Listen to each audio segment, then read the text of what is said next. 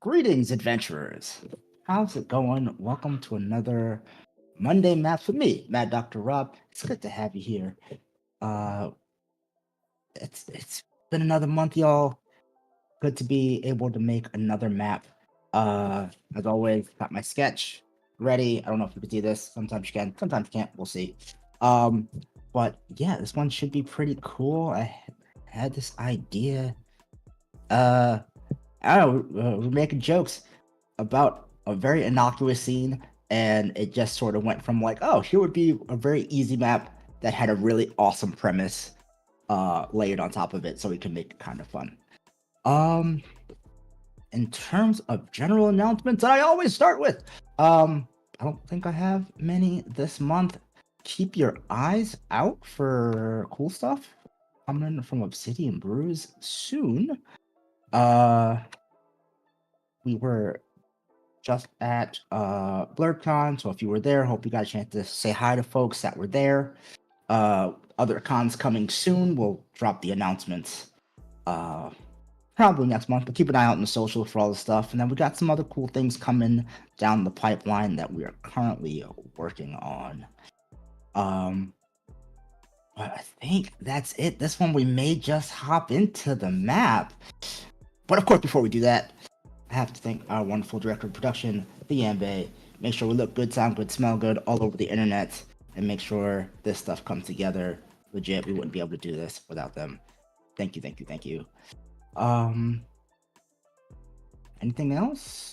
If you have any questions while I'm making the map or throughout the process, feel free to drop it in the chat. I will do my best to respond. If I'm looking over here, that's y'all over here, Matt, there, y'all, Matt, y'all, Matt, cool, awesome. Just making sure I am set up proper on this side. And it looks like I am, so we're good. Yeah, so today we'll be rocking in Dungeon Draft, using Forgotten Adventure assets and maybe some Tom Kartos assets as well. Dungeon Draft's great tool for making your 2D fantasy maps. And Forgotten Adventures and Tom Kartos make incredible assets. I highly suggest them.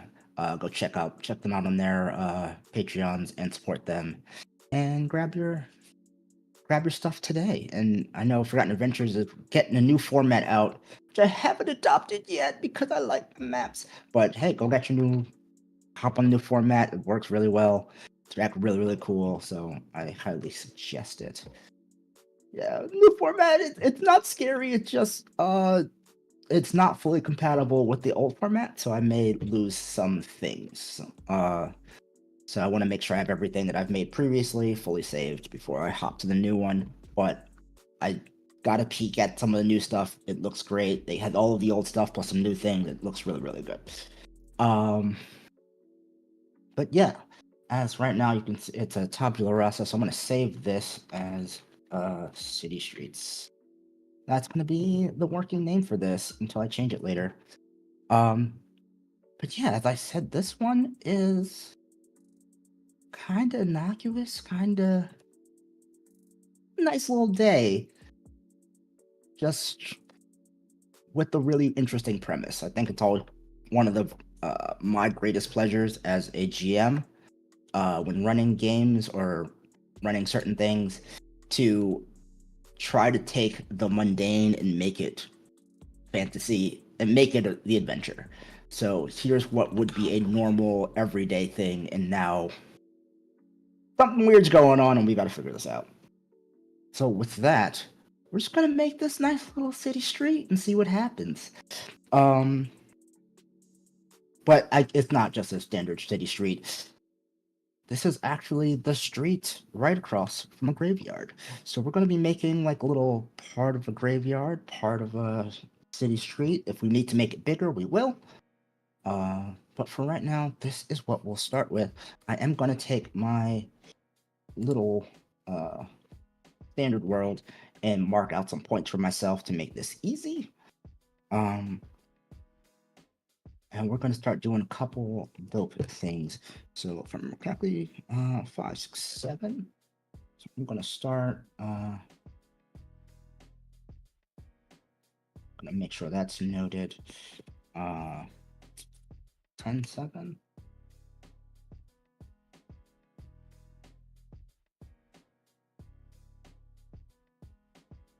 We need 15.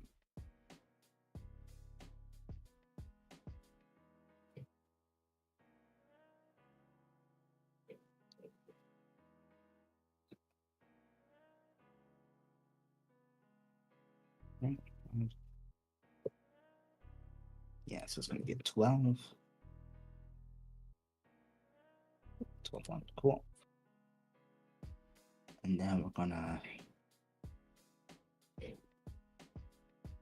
Right now, I'm just marking out points. You'll see, and the good part about marking out all these points beforehand, I do always highly suggest marking out your points beforehand.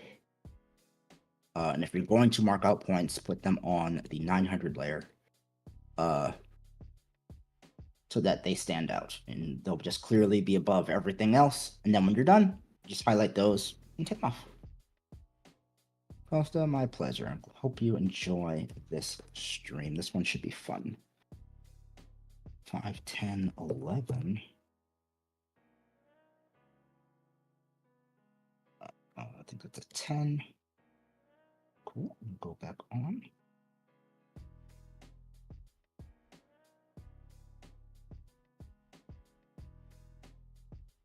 And a lot of this placement looks very odd, I know.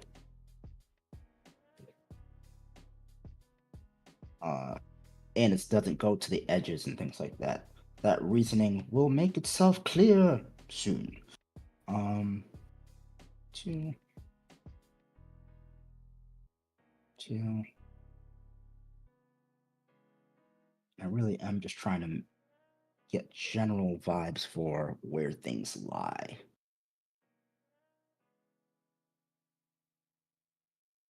Okay. These go up there. So with that, I've dropped a bunch of points in a bunch of various places, sort of get the general gist of where things are and where they need to be going. And I'm going to start placing some of these, some of the bases for things. We're actually going to build sort of bottom up, but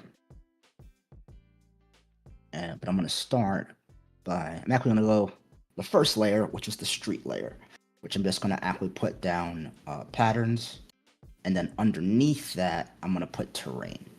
So we'll put terrain down, and then we'll use our patterns to sort of even up the edges. We could go with patterns the whole way, but sometimes it's pretty nice to have offset patterns and makes it a little kind of cool. But where we need like squares and rectangles, we'll try to keep it pretty straightforward. So the first thing I'm going to do is go with my sidewalk, which I think I did with the brick floor.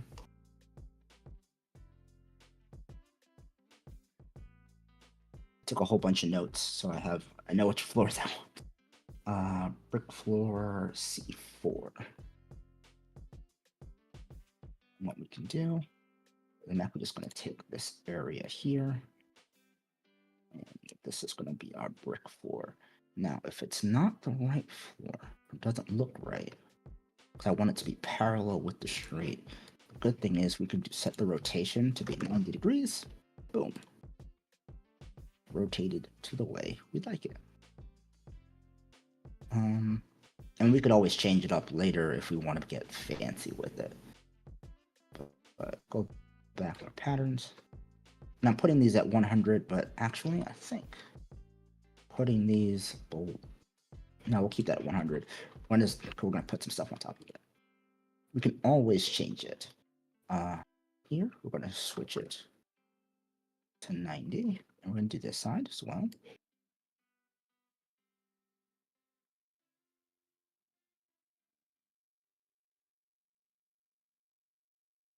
Cool.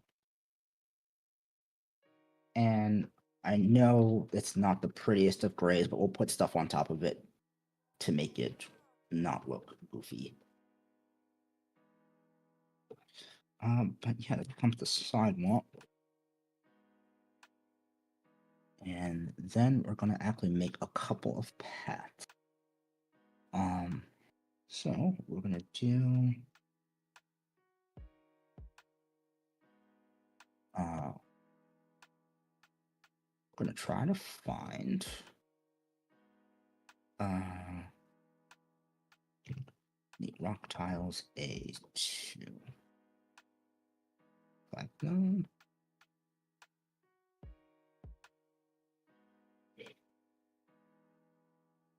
Cool.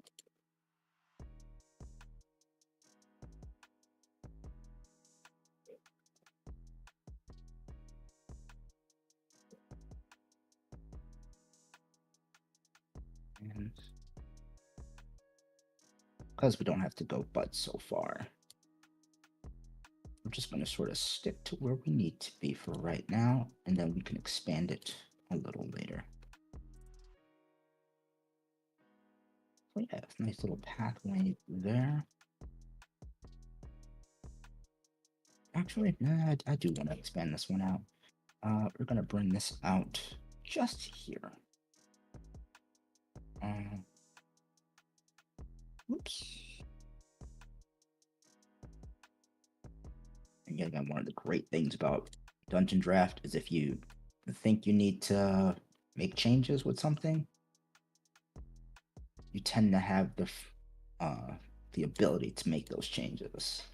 So as you can see, I can just change the way the path looks and refork anywhere I need to get back to where I need to make the path to my liking. So if I wanted to going back to pattern, as you see, boop, edit points,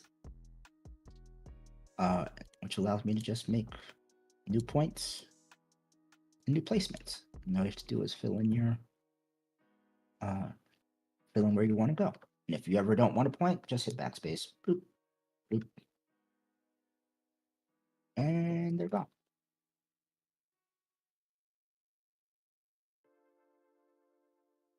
Yeah, we started to think they're starting to fall into place. And what we're going to do is sort of put some of the other pieces down. So now we're going to go into terrain. Now, I don't mind the terrain dirt here, but what we are going to do is put some of the street terrain down. And yet again, I took notes beforehand. Please clap. It is under artificial A. And we're looking for rectangle tiles. Oh, yeah. A. Dirt. So this tool is your terrain brush. It's a very awesome tool. I'll show you why it's super awesome soon.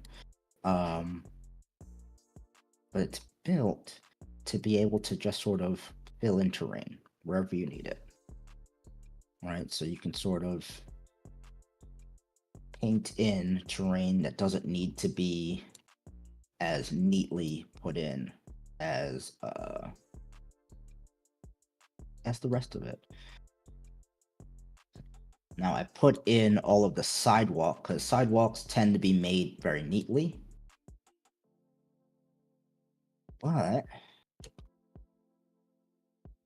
the street underneath it, it's all right if it bleeds underneath because you'll never see it. And I just turned the intensity up so that it feels faster. Now, the sliders on the side, of course, brush size just makes the circle bigger for which you want to put stuff. Intensity is how much it fills and how quickly. So in this case, so if I make just a small dot so you guys can sort of see it. with one click and clicking a little hold, you'll start to see more and more appear. With the high intensity, just a click already puts in a whole bunch. Press and hold fills it in the dirty center and stuff like that. Versus with like a low intensity, so let's say a 3, I have to actually press and hold for a while, and you'll see how long it takes to fill in the circle. Versus a full intensity, boom, done. So yeah, that's why this is one of the reasons why it's very cool. And also, fills the street in pretty nicely. You don't have to do any extra work. And you don't wind up with any. If you put in a terrain brush next to these patterns, you don't wind up with the problem of patterns overlapping, which I've seen on many occasions. Now, the next thing we want to do is have some grass. Now, typically, I'm gonna do natural C. Hey, we found the right grass. Let's go for grass C1.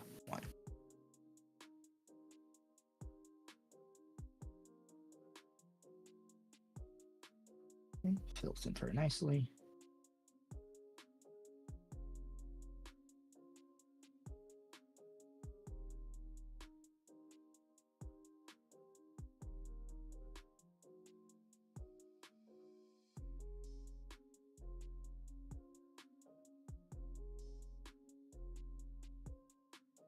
Now, I know some of you are thinking, Rob, did you not say that this was going to be a cemetery? And aren't cemeteries supposed to be spooky and stuff? I guess.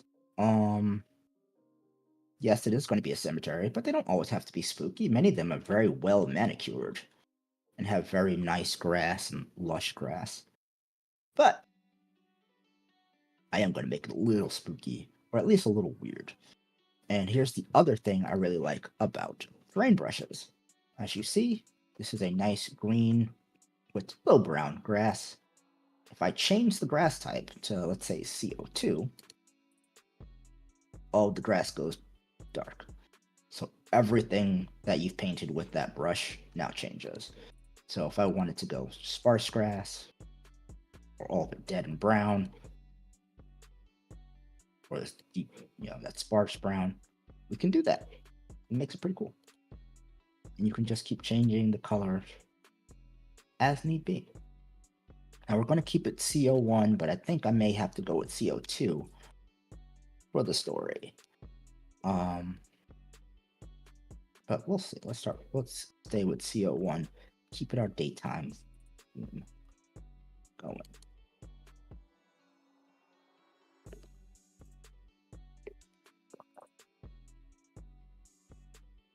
Now, right now, this is looking mighty flat. Save. Don't forget to save. And I'm going to start putting in some of our boundaries that will denote the difference between different places. So first, we're going to start with the curb. Let's go with this stone volcanic curb. So give like a black curb. And that'll give a clear delineation between the street and the sidewalk. And for this one, we are going to turn the smoothness off. So just sort of makes that sharp corner.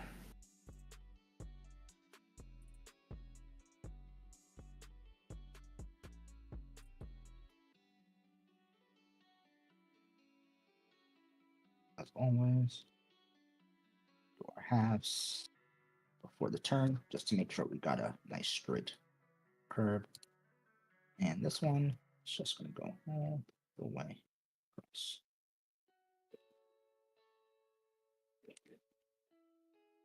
So we haven't added shadows or anything yet, but you can sort of start to see the differentiation between the two sides. And as always, great things about that they've done with Dungeon Draft. If they've allowed you to change your paths. So if you didn't like how the path looked before, you can just change it, which is awesome.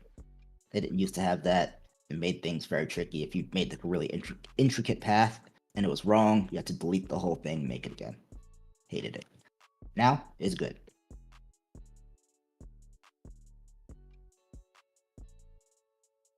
But let us put in some walls to separate our cemetery inside from our cemetery outside.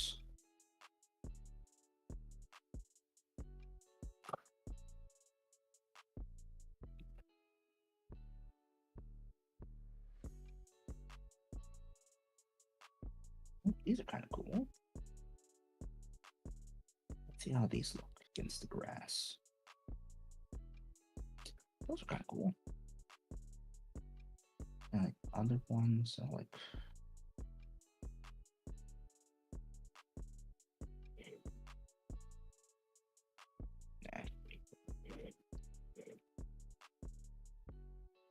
that's bad.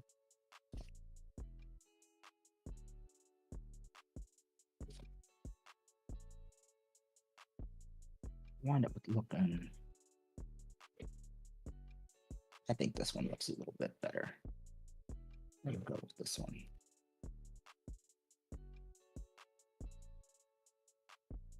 So, earthy stone, earthy sea. Cool.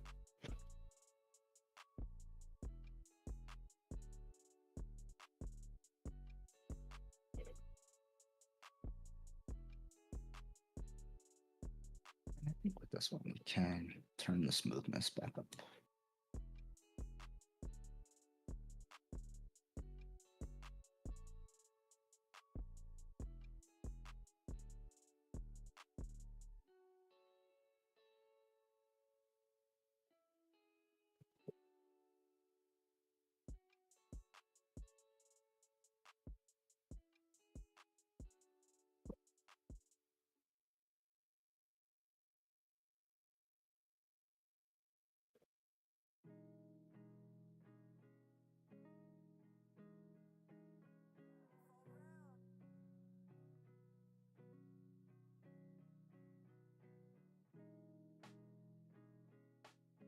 Okay, not too bad.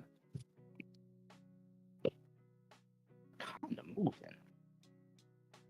I think now that we know where things are, for the most part, we can take off our objects. Let's go to the objects, remove all of our points.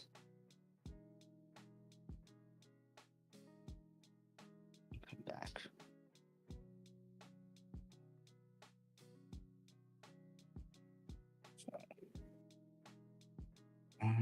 What else did I want to make sure we got down before we start getting into some of these details?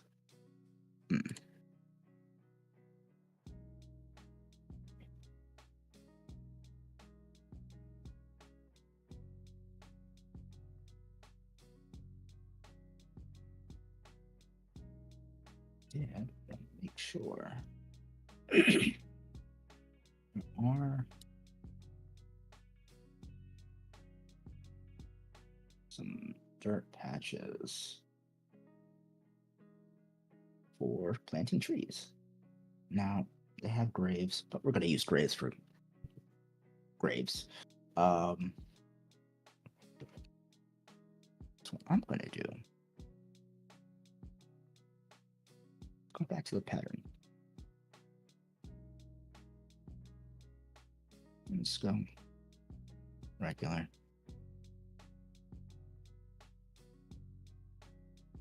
Let's see if we could find some dirt.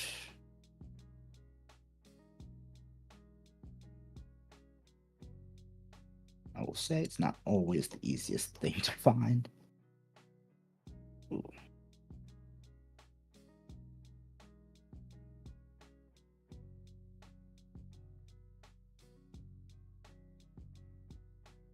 We have to use the gravel textures.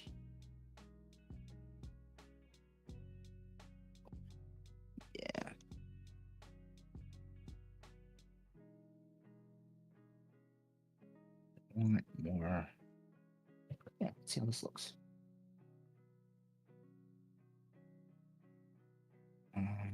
Oh, right. It's next to here. Let's start on where they go.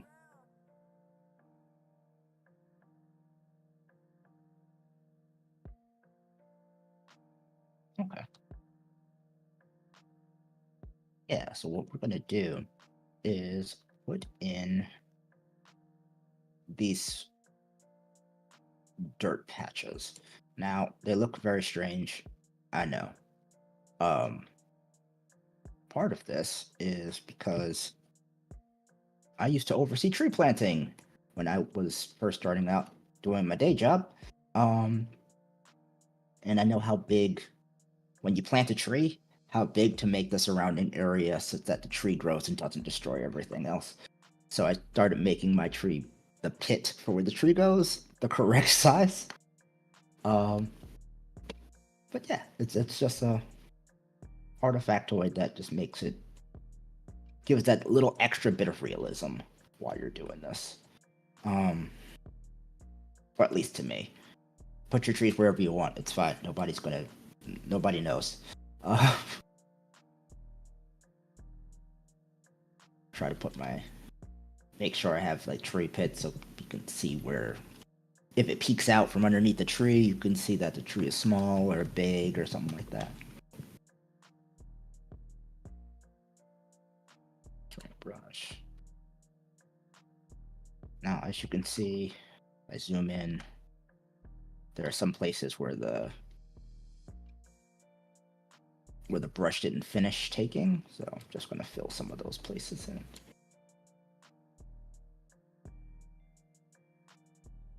They will stand out later, especially as you put shadows down and things like that. Say like right here next to curve, you can see it.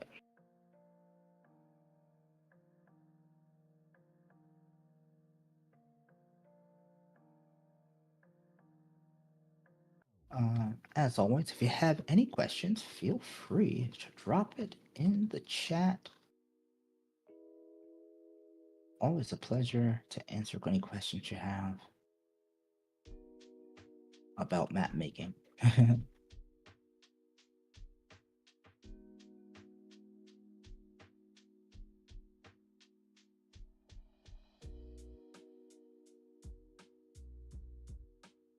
If you have no questions, feel free to chill and vibe.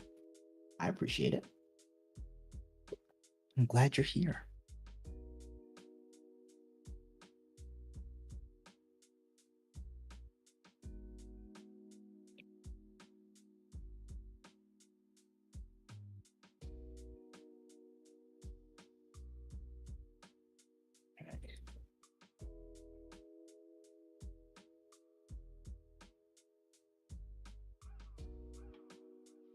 Okay. So I put some of these walls here for a reason. I wanted to make them like clear elevation changes. So we're gonna go on 200 layer. It's not too high. And throw on some stairs.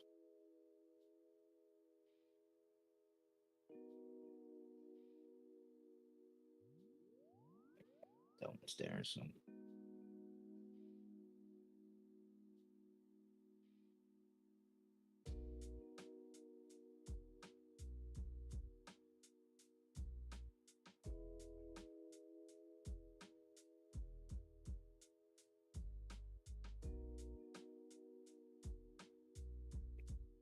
Here's that my paths are on the wrong layer.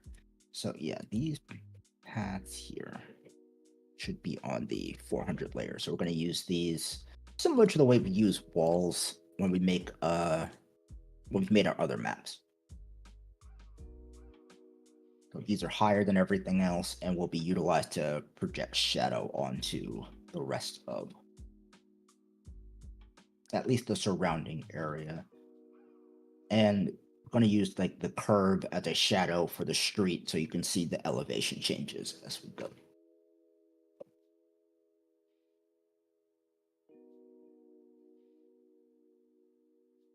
All right. Stairs there. I'm going to put stairs here, and that would be, it's going to be a similar double stair that I could try, like, for the sake, should go for the single stair and do it, but on the off chance that in the future I want to make this wider or something like that, give yourself the easy option.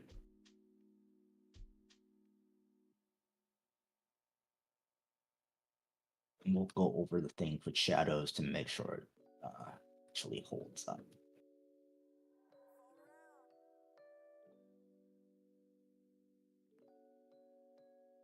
Good thing is we got this to cover these corners where stuff meets, so we're not, nothing's bleeding over anywhere weird. But we do have these rough edges here, or these hard edges here. We have things for that. There are actual paths that they have that give the grass the overlay that we're looking for.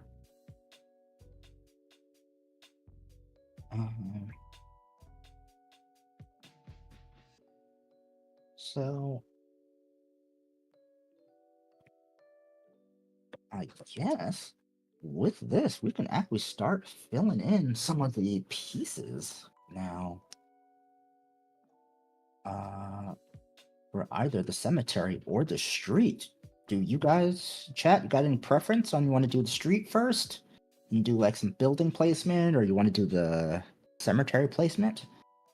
Up to you guys. I'm up for either one, if you guys have a preference. If not, I will roll a die and figure it out.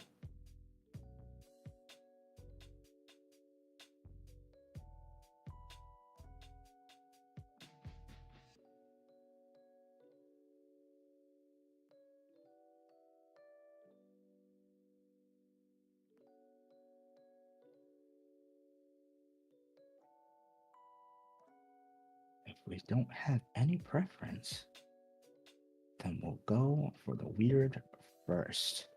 And we'll start by placing our graves. And luckily, as we saw before, they have a lot of graves.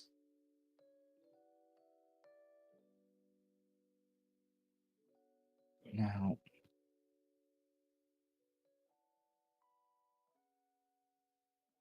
got some open graves and dirt piles. Typically, if you ever go to or have to have been in a graveyard, you'd notice they only really have dirt piles when they're fresh, like a freshly dug grave. After a while, like grass starts to grow over where things have been buried, because they seed it and it's supposed to, you only need to seed the headstone. So all we would really need in this graveyard would be headstones. Unless something weird was happening. And that's what's happening here. So we are going to have these mounds of dirt with headstones, of course. But the dirt mounds will be visible.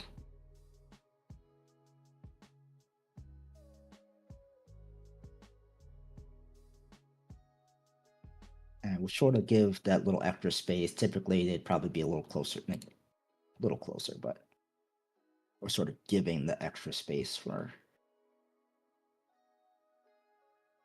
our personal amusement. Now, you may go, Rob, what's going on here? This is very strange that you have fresh graves, and a lot of them, in this little cemetery you're making. What gives? And the answer to that is this particular town has a zombie population. Yeah. So there are zombies that live in their graves, but are in fact, they come up every so often. And I thought it'd be interesting to have that play out. Just something really, really weird where if something were to be necessary, the zombies could come up and be like, "Hey, something's going on here. Just take a look." And then they'll go back to whatever they were doing. And I think it'd be really funny. So if the zombies weren't the problem, when has that ever been the case where the zombies weren't the issue? They're actually trying to get to the solution, and so it makes it more fun. Um, so yeah, you're gonna have a bunch of what look to be fresh graves in this graveyard, though you wouldn't know it unless you were actually inside of it. Um, but yeah, you can have an actual encounter, what typically would be a combat encounter, start as a social or end as a social one. It'd be kind of cool. At least I think it'd be pretty cool. But yeah, just have all these. I think I may have made.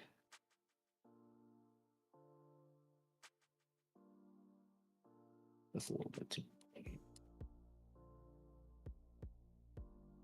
But I have these spaces where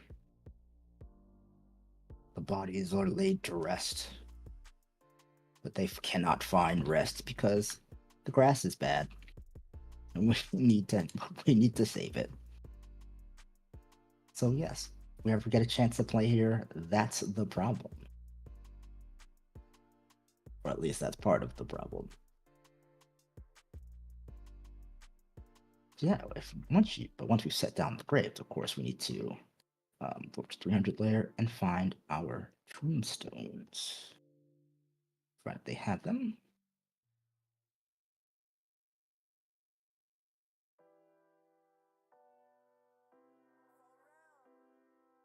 Ooh, so many things. Yes. Okay.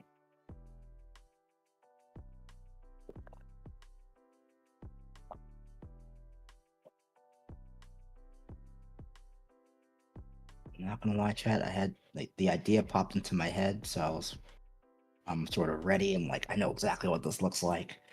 Uh, so I'm regular.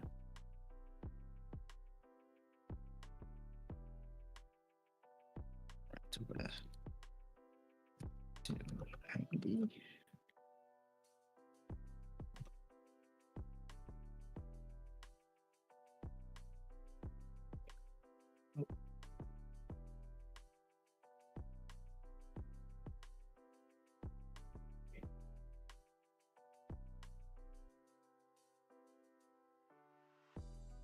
Did I put these too high? Nope, these are all two.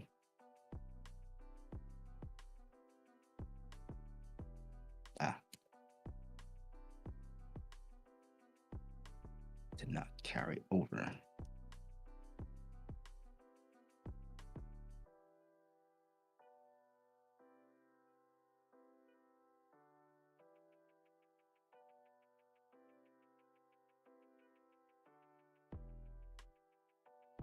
What we'll do, take a decent assortment of tombstones.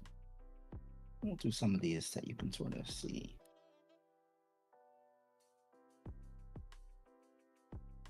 Writing. Sort of.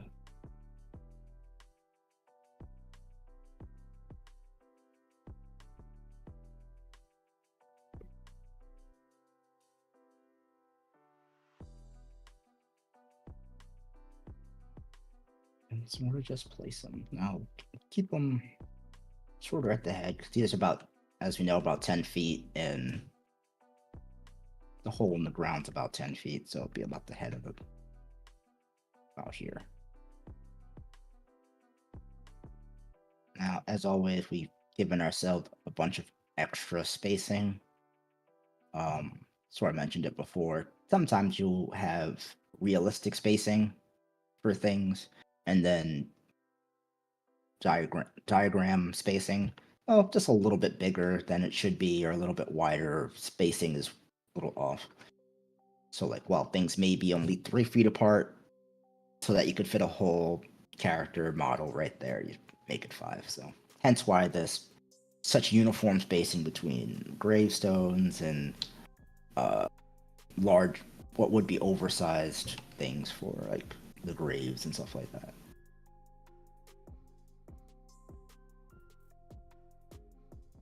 But just for your knowledge, just so you're aware.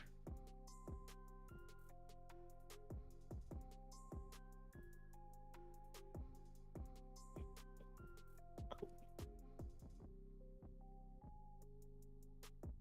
Now we'll take this to minus 90.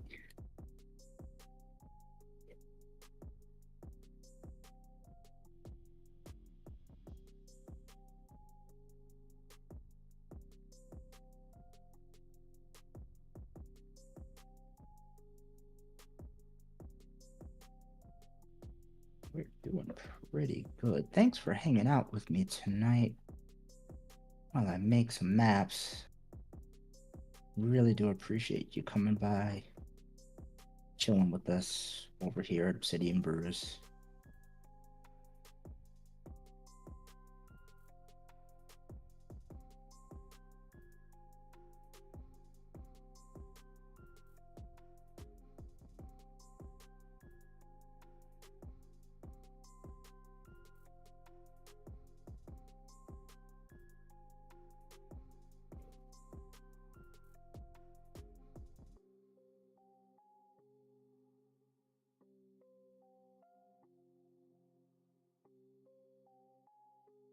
We'll just get these guys.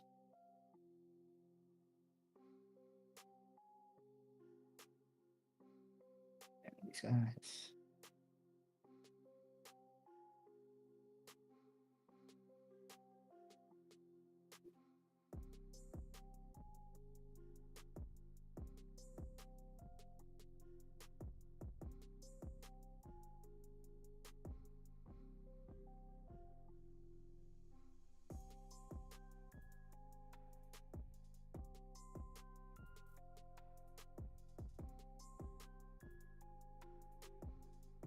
Do take a couple of the dark color ones as well. Those we can just sort of switch it up. I chose the light color one so you can sort of, when you zoom in real close, you can see that there's writing on it. Versus the dark color ones where you kind of can't see that.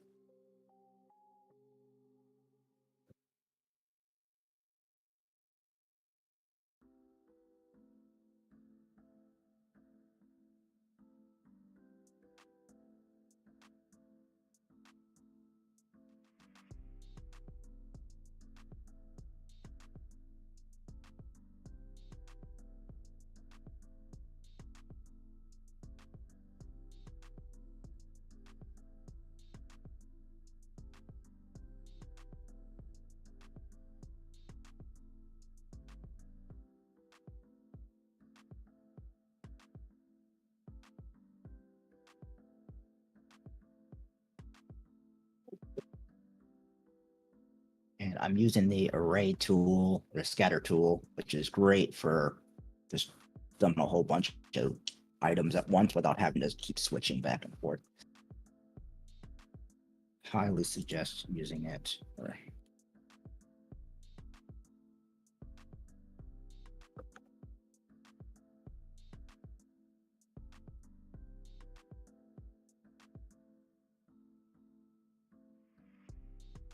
Especially if they're like, oh, I gotta throw down a whole bunch of things real fast in an area.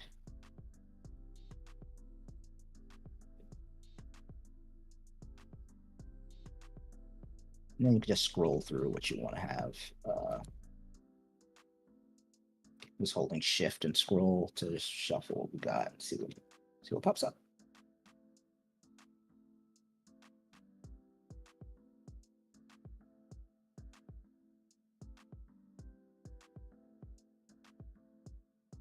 Yeah, it's a very organized graveyard. But a graveyard, nonetheless. Sure to save. Now, I was thinking on trying to do like something like a mausoleum or something, but I don't have one built. So let's try to build one if we can. I was thinking of using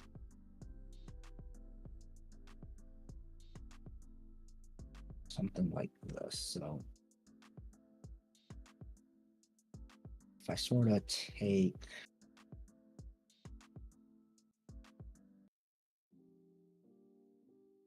this and turn it into a building-like structure.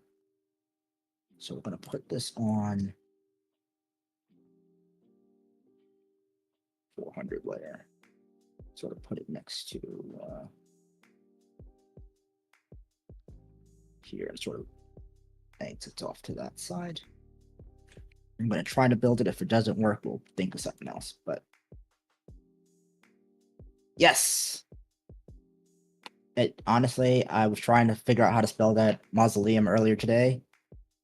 It's not easy. It's not. I wanted it to be easy. It wasn't. I didn't know how to do it. Thank you, Google. But yeah, we're gonna put in a mausoleum here and see if it can try to give it the gravitas of the building that we need. So now we need a roof. Now, some of them are arched roofs, some of them are flat roofs. I'm gonna see if we have dome. Sometimes they have them.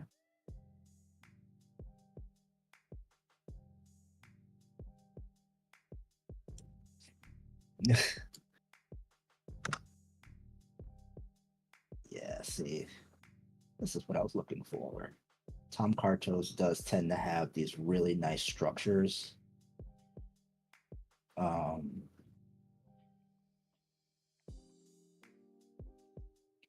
And then trying to figure out how to incorporate them into what you're building is always the trick. Because this is massive, and that's only... This is the smallest I could make it.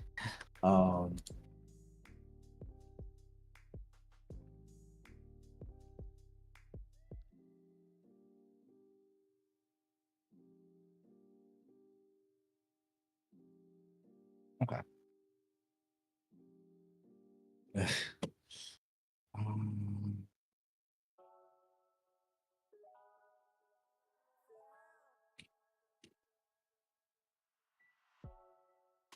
Dome may be tricky,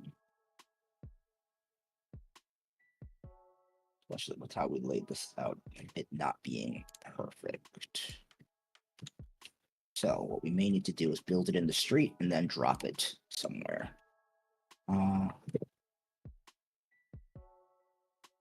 So 400 over, drop that, right?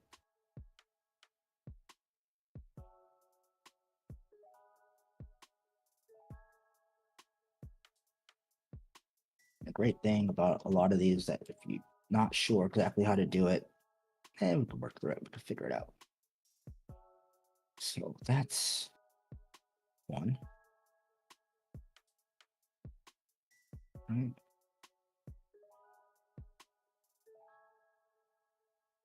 So we put that under. Okay. And then, cool. So I think we got what we need. I'm going to take that and that. We're going to make it big again. We're just going to move it all right there. Actually, we're gonna re-highlight that. Move it in just a little bit because we got a couple more things we got to add to it, and then we'll drop it in. So what we're gonna add to it is back to our pattern. I'm gonna try to find sort of the black stone, like this black stone roof.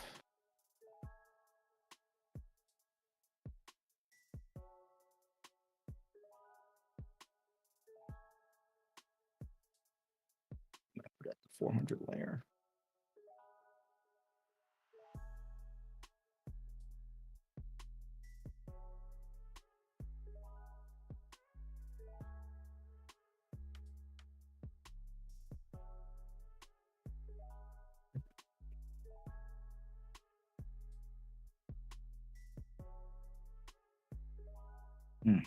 Okay. I'm gonna take this outer shell, drop it to 300.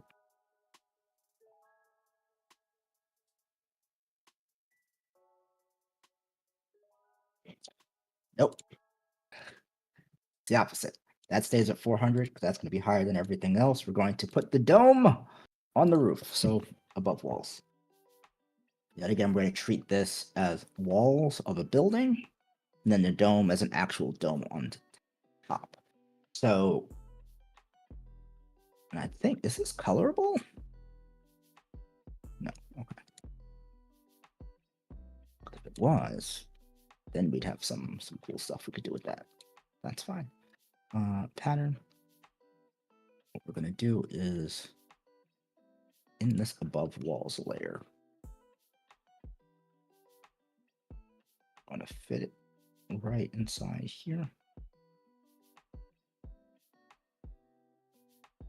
Just sort of give that a solid roof, and then the solid dome on top of that roof. With that, take the filter and the pattern. Move this as a full mausoleum over here.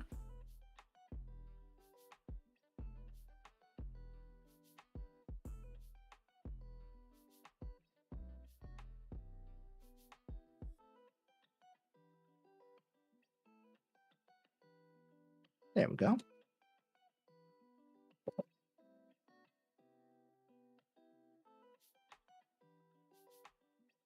All we need to do is find the little arch.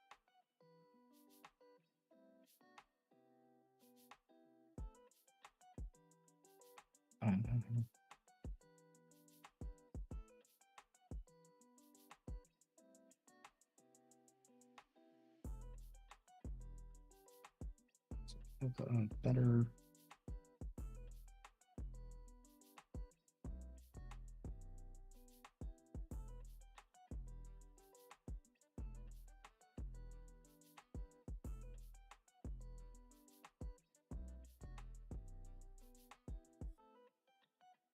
Sort of use that as its entrance way, maybe.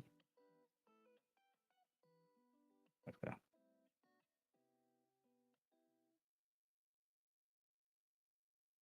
With that, we've made a mausoleum. It's sort of piecing together sort of bits and pieces, and it tends to work out pretty well if you know what you're looking for. Sometimes it takes a little bit more searching than others. We got lucky with finding that dome on the first try.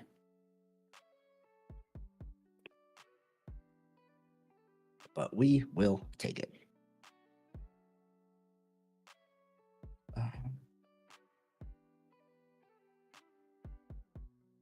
Okay, house. Oh, new wall. Yeah, go back to 100.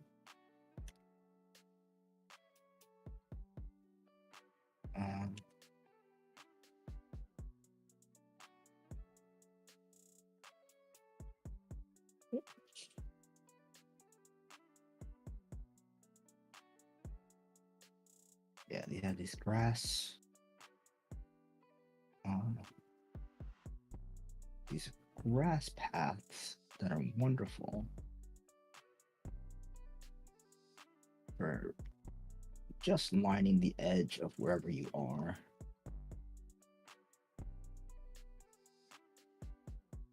And provided they're going the right way. And you can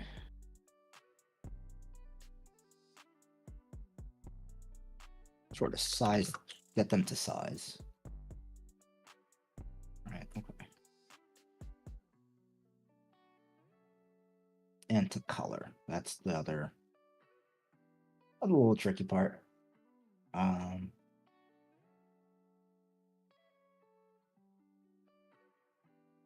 going to get this at 4.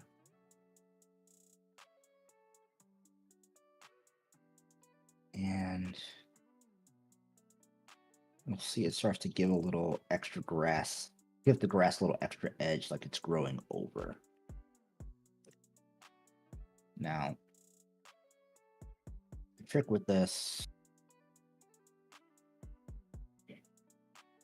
is that it's not quite perfect, right? If you put it right on the line, you can easily see the blended difference. So when you make the path, you kind of can't be exact. You have to be slightly off. Like here.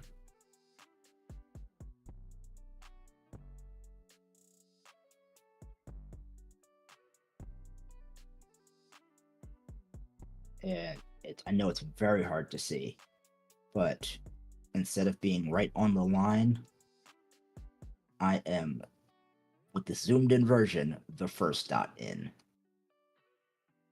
And that is the area you need to be, so that the grass doesn't look like it's just sitting on that line, like split from the other.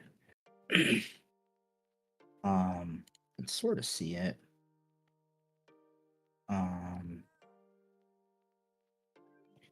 I turned the grid off. And sort of like where that hard edge is, you're trying to mask that. Which doesn't look the best. So what I'm gonna do is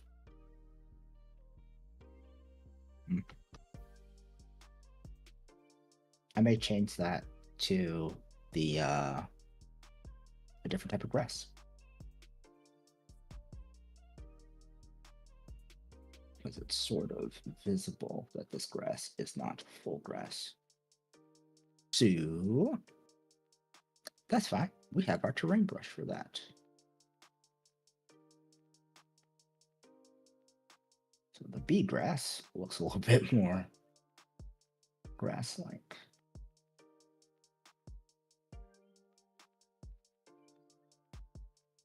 Yeah. There we go. That looks pretty good. Now we can go back to putting in our grass lines. We're going to put our grid back on. Now, as I said, it's, yet again, very hard to see. I don't know how well y'all could see this. But it is this dot here. It's right off the edge.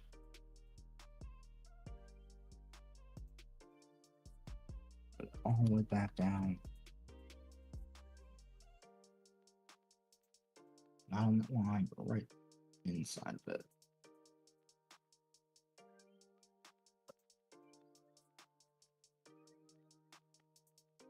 And now, without looking, sort of, if we don't look too close, it definitely looks like the grass is hanging off over the cobbles. Pretty cool. I'm going to try to repeat that over here.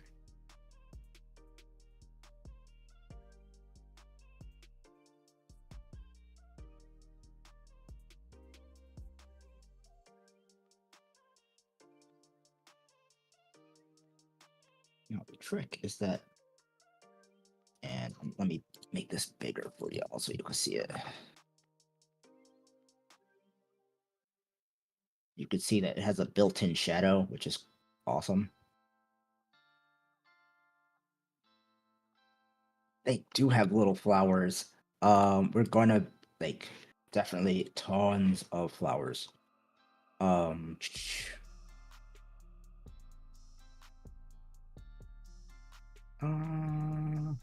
wait, where are they? There you go. So we'll wind up making like just little beds of flowers and sort of a lot of it would be around. In this instance, they would be like planted around the headstones instead of placed on top. Oh, that's clever. Yeah, so when we put our little flower beds, it's going to be planted around the headstones. So we'll wind up with like flowers dotting around the headstone instead of placed on top of the grave. Because they just get moved anyway when somebody needs to come out. But we do have flowers. And you know what? We'll probably leave a couple. We'll put some in some interesting places anyway. Um,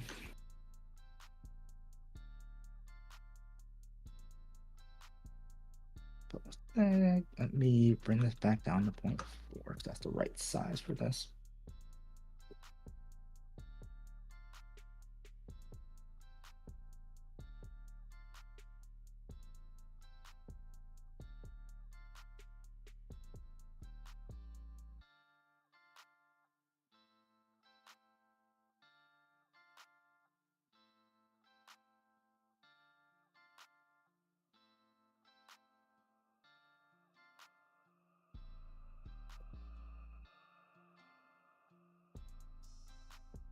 But yeah, now we've gone from like solid lines to having some seeing the grass actually doing what grass does.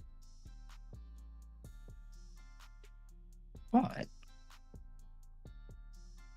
bringing that to my attention, we really should have some pretty flowers going around some of these headstones. Not all of them. Some of them may have like one or two or like a little uh vase beside it. Um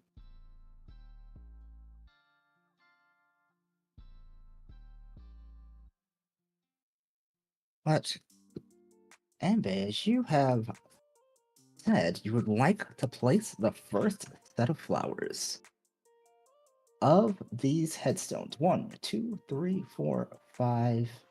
Well, we'll start here. This would be one, two, three, four, five, and six. Which one would you like to place flowers behind, and which colors for? One, two, three, four. And what color would you like the flowers to be? Pink and purple.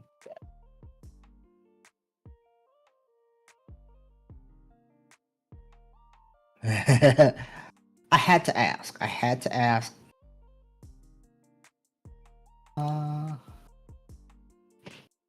and we'll plop these little couple multicolored flowers. So one, two, three.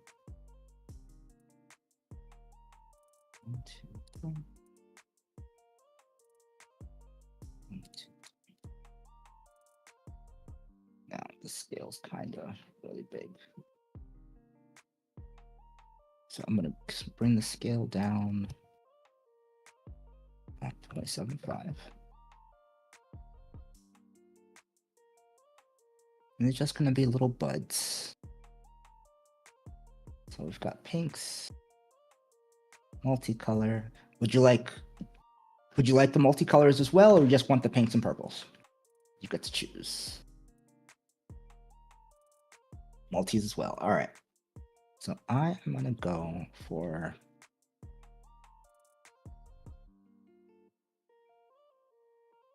red.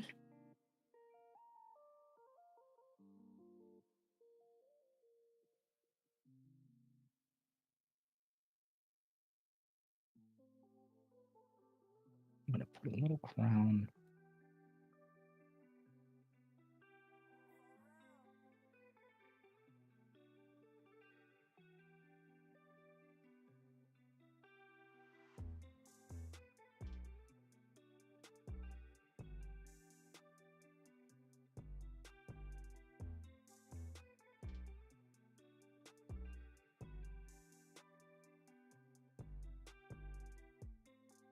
Yeah.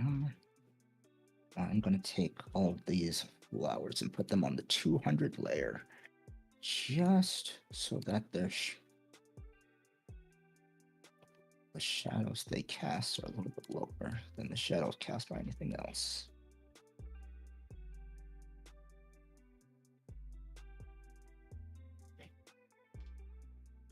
That's on 3. That's on 2. Okay, good. Brilliant.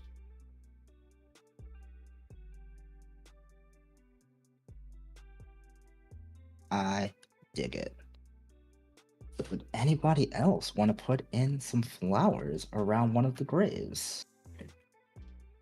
Feel free to jump in the chat and raise your hand if so.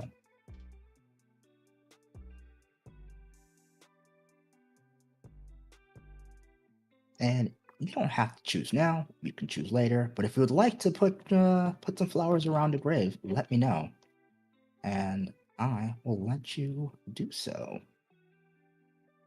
We will. I'll do one myself. I'm going to do a potted plant. Do some pottery. Go on the 200 layer.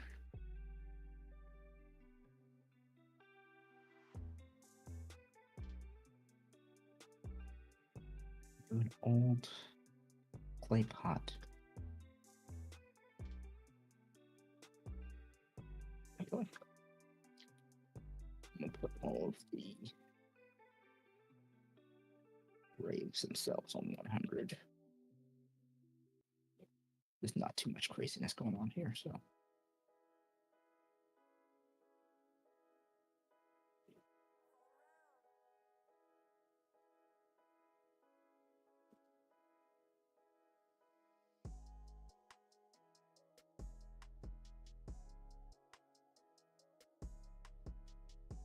So just to make sure they pop, always use your shadows. We'll use our shadow circle. Use A under.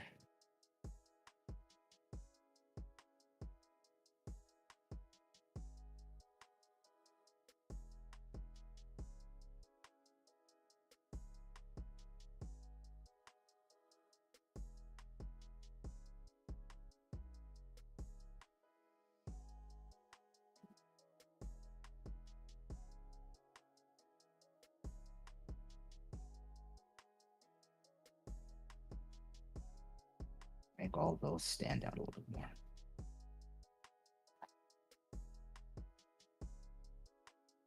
And what I'm gonna do is a couple neat little things. On 300 layer. Get it to work. Fade. I'm going to sort of create a hill that you're not going to notice.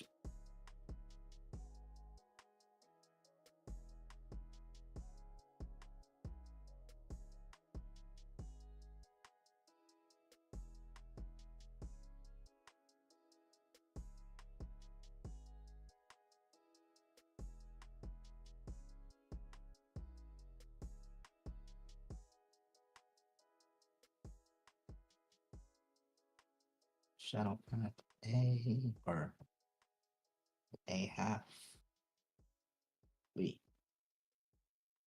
20.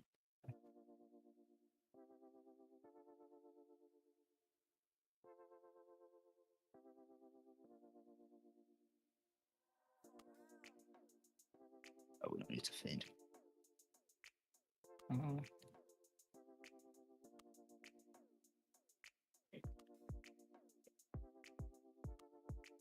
Yeah. Fade a little bit.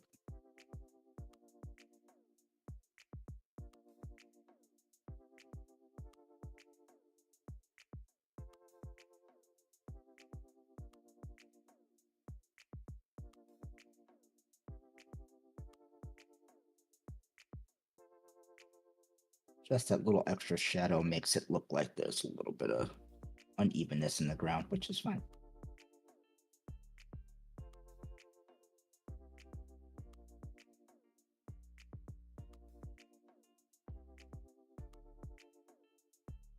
What else would make a good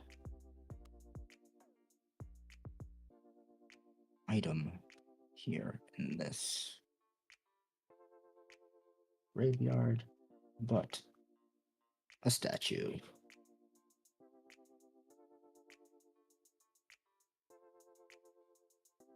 Trying to make sure we get the stone statues, not the metal ones.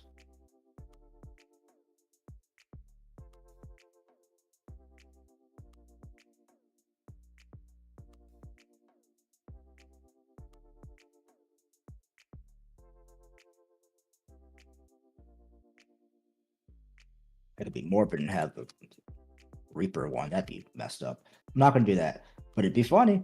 But I do like the lantern.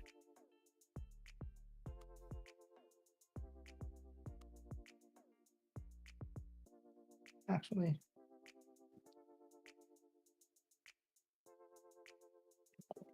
do point B and have the praying figure and do a couple of add-ons.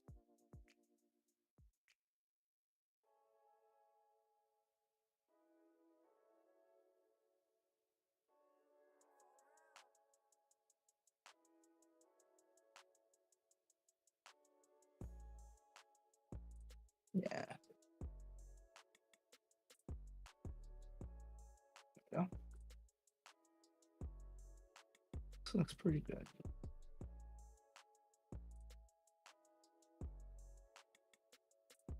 And so now once we throw in our shadows in the area, and we'll throw more decorations around. So yeah, let me go back to getting my potted plant.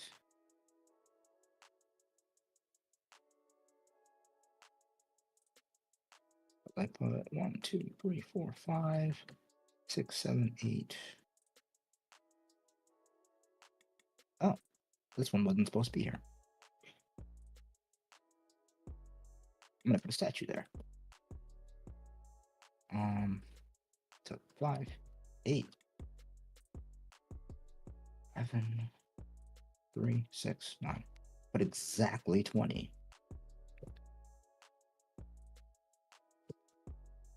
So we can now roll for graves. At my little clay pot around these graves here. I'll put in the 200.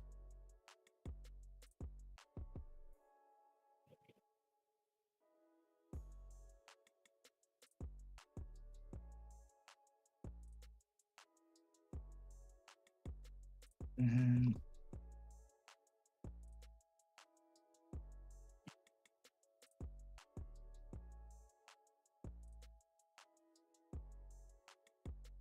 I really like the pink flowers. The idea of using pink and purple flowers sounds really cool. And we're going to continue to go on that theme, at least for these. And place these very pretty pink and purple flowers here.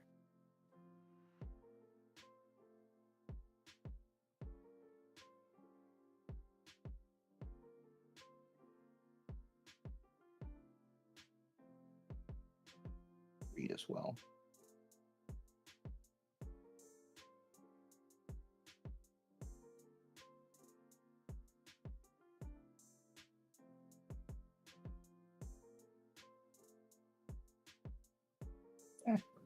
Sorry, we'll throw some shadows underneath it to make it pop.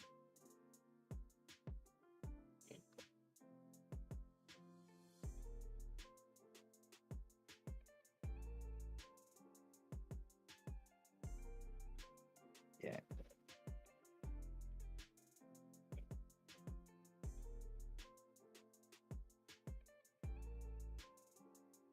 For our other statue.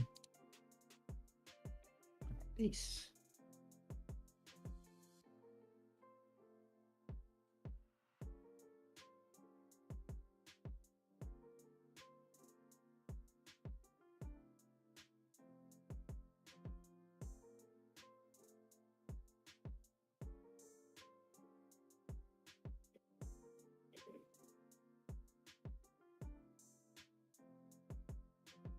And here's where we'll use our lantern keeper.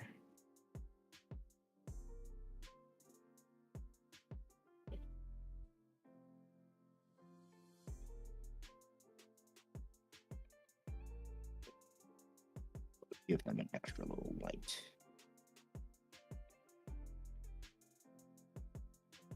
But you know what? I think we're doing pretty good with our graveyard on this side. A couple buildings in here.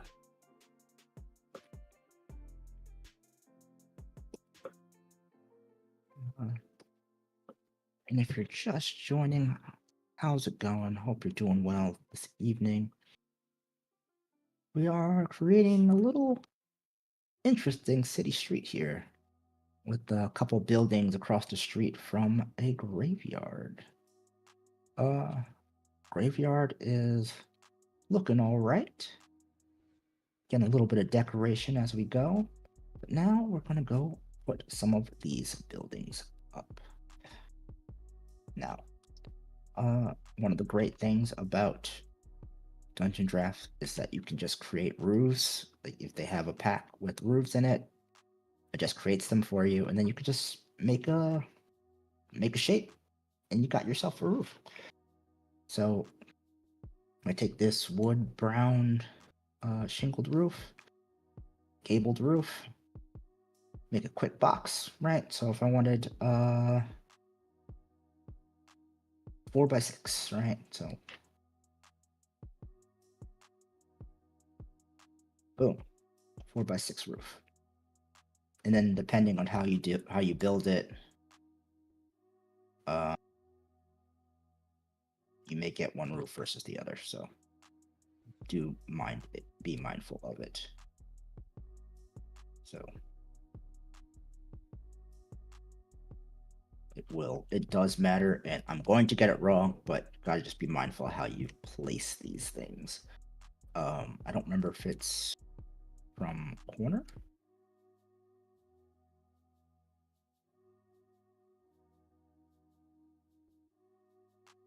So that seems to be fine.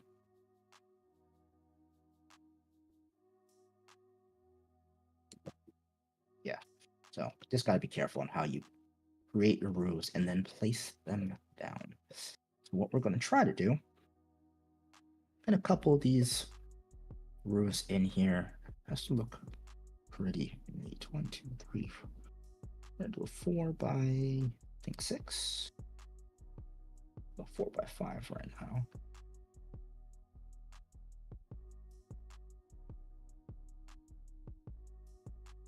Five by 4, shall we say? Nice. And then we'll put next to it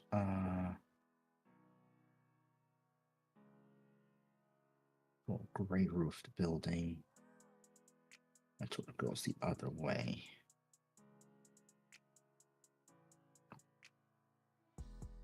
And here we go. With that, you got roofs, you got buildings instantly in. You don't have to fill in the middles. If you want to, you can. You can put your roofs on a separate level, and then build the inside. So what I could do is create a new level, put in walls, and then sort of toggle between the two, so you can see interiors of buildings and things like that, which we will do on a different map stream. But yeah, you get some pretty cool maps that way.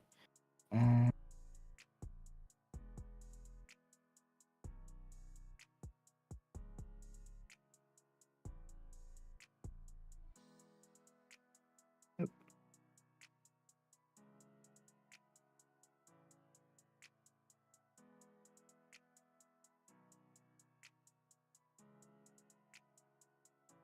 looking for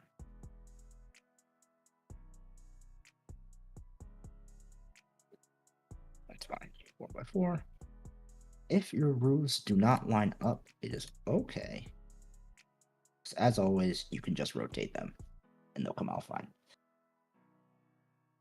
So you don't have to fret if a roof looks a little funky. And luckily they still line up, generally speaking. So the lines will still be pretty good.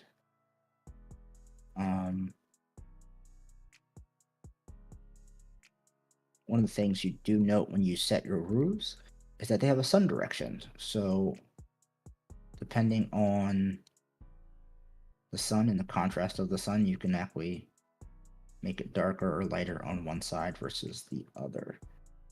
And that way, if you rotate a building, you don't like the way it looks. All right. So like, I'm not a huge fan of it both being shaded on the same side. I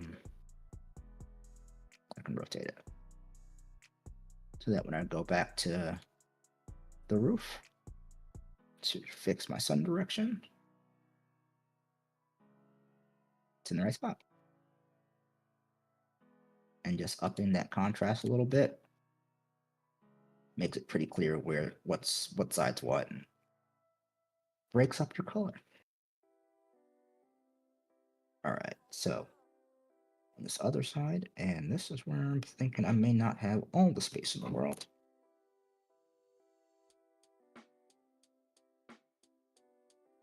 We'll go with red. 5 by 6.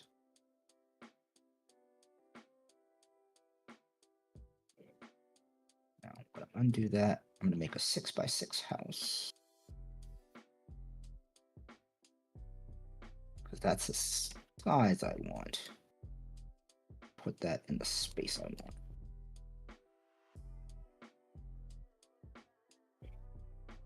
And we know we've matched the sun over here, so we're good with that. Then if I want to make another roof, we'll go with this blue color.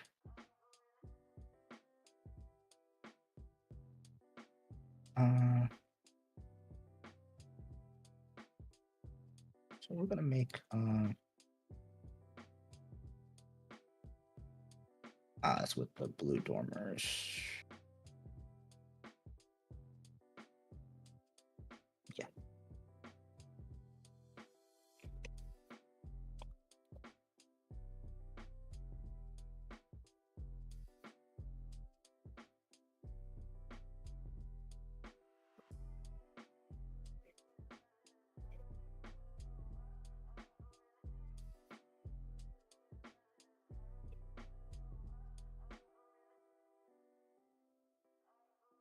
Perfect. I sort of see them start to mesh up. And that we've got just with the help of Dungeon Draft and the roof tool, you can make a whole bunch of roofs, create city streets super quick, super easy. I think a lot of this map is coming together. We'll see once you throw down a bunch of shadows how everything pops out. And then go back in and put in some more detail.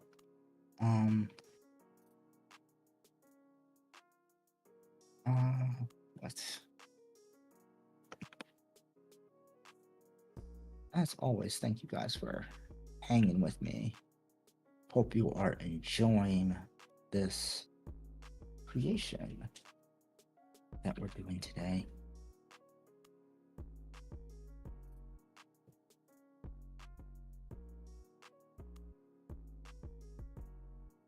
Now, let's go and make this kind of easy. We'll go to our legendary signs. And got our boards, some for tavern, some just generic signs. Now, as I was saying before, I wanted this one to be one of those, like,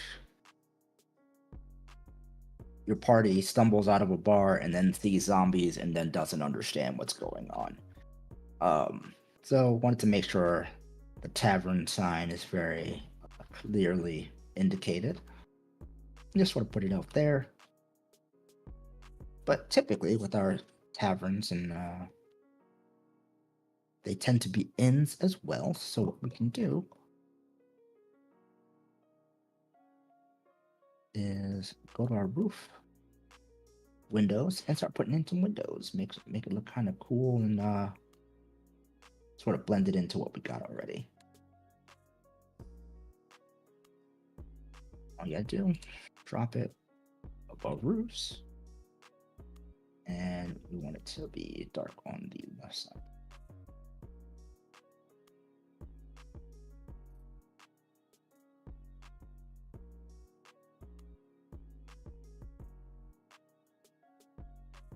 Excuse me.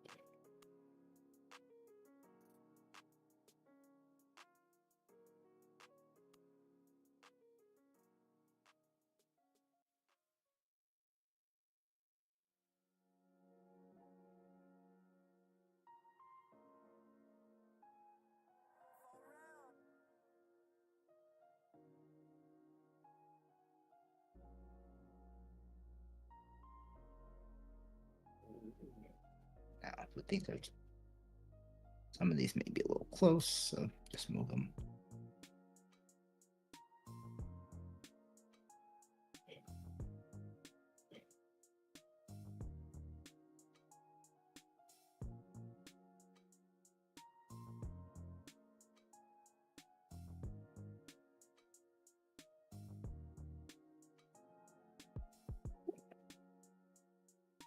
There we go. Get some rooftop windows looking out. I'll drop another sign just for another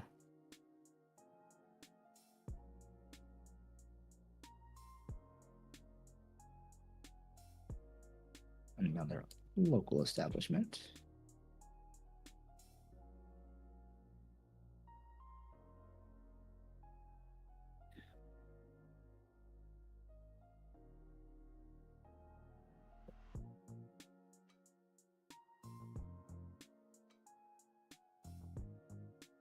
And I don't get to use these signs very often, so I'm going to enjoy it while I can. So, yeah, to the point 8.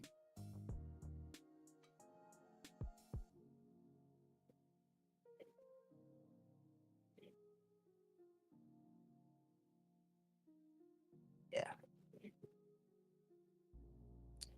I just like these signs. They look really cool, so we're going to use them. Get little sandwich boards. So, like, maybe this is a restaurant or something, or like a little bakery. And with that, why don't we add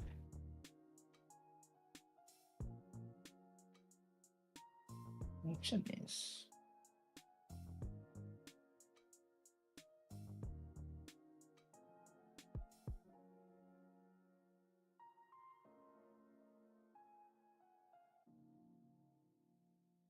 About back here.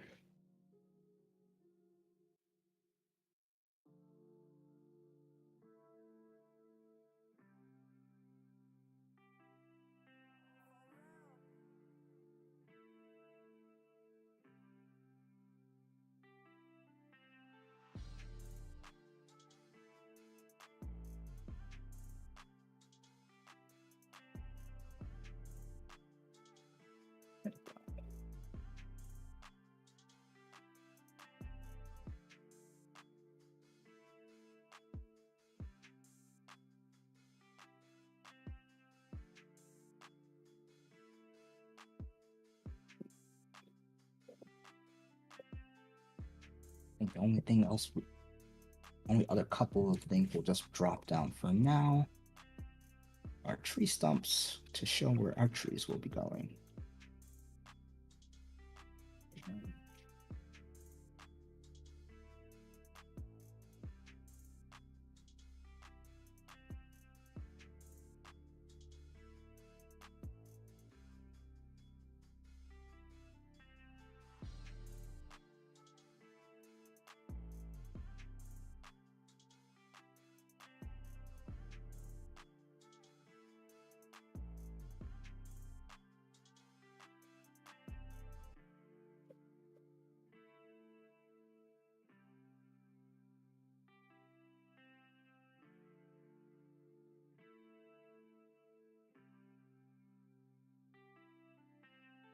we'll fill that in with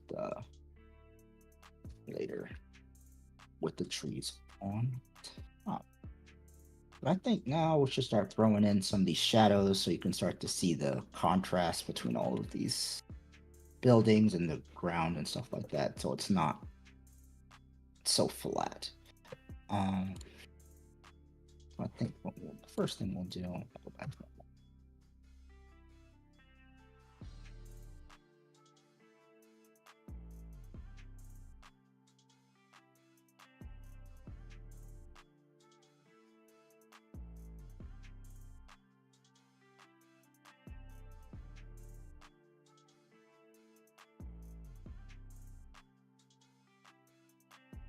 And we'll start.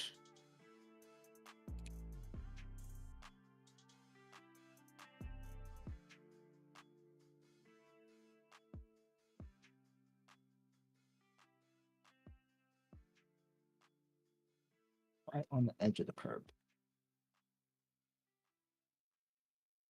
Ooh, benches. Yeah, we'll put some benches outside of the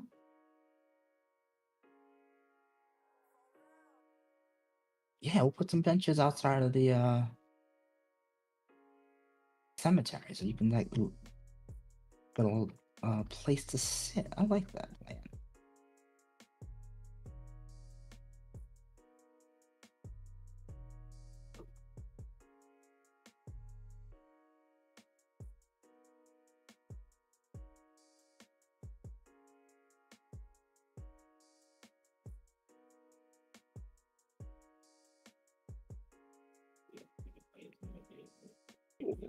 Yes.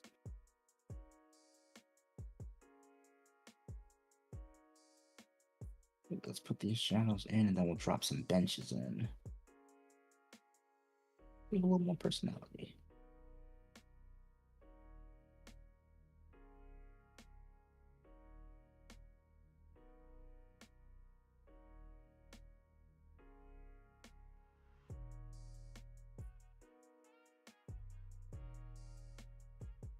Yeah, with that shadow, you can now start to see the difference between the sidewalk and the street. Sort of emphasize that a little bit. Let's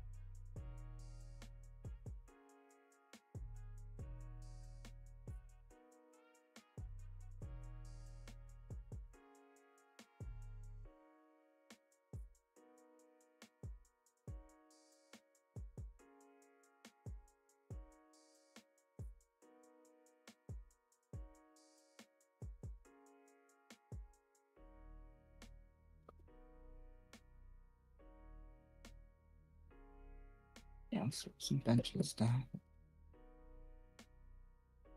Let people take a stroll past the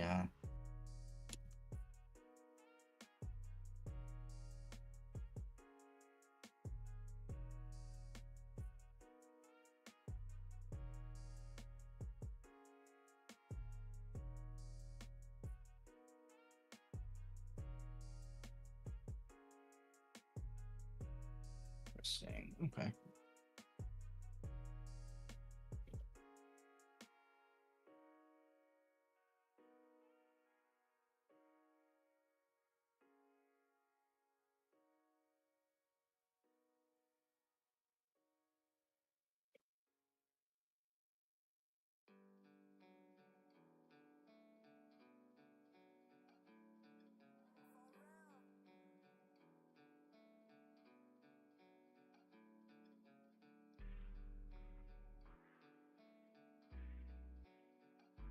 Couple benches in there.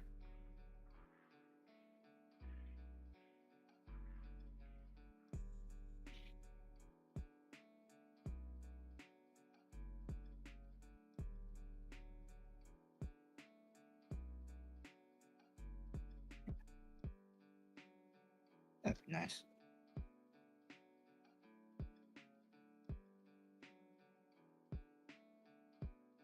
I feel like this is some sort of bakery or a little place to get a little quick bite. So let's throw a little like a table outside or something.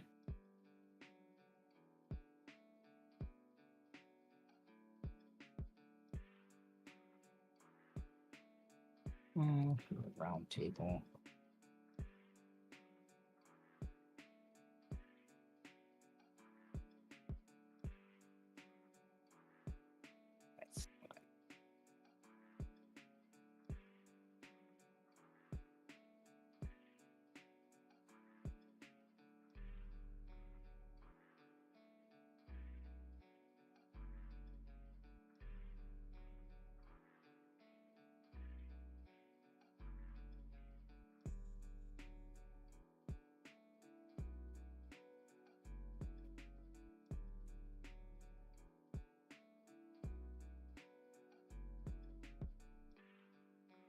always a fan of putting down the table first and then putting the tablecloth on top of it after, just in case you don't like where the table is. And I know it's bigger. Right.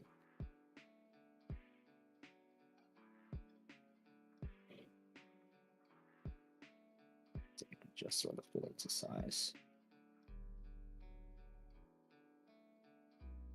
That's a 200. So all our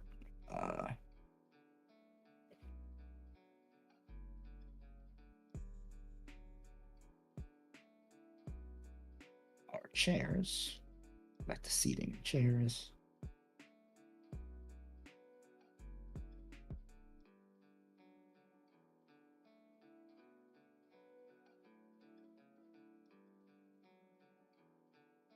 Well, I like all the other chairs. I think most places don't use their best chairs outside, so we won't have that.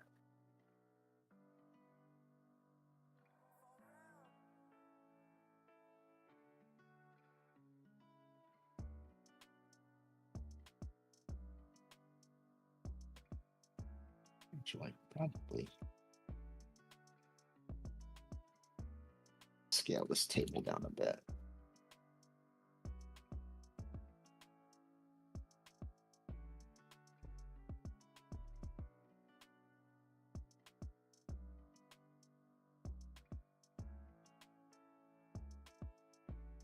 Yeah, I think that's a better size.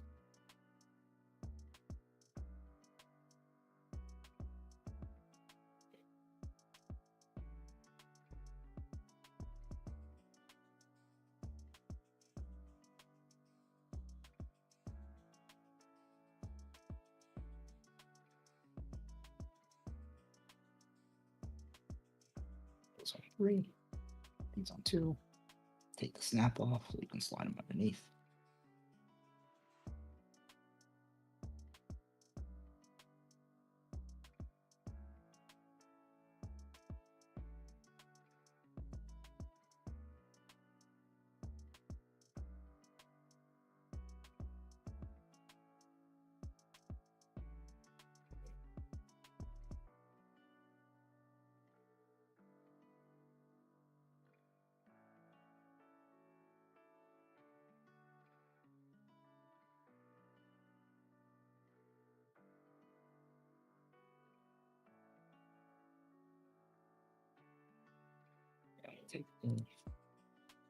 Take that off.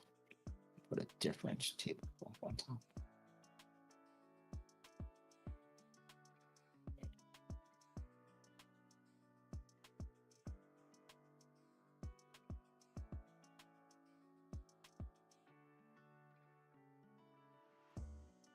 Try not to make it blend too much.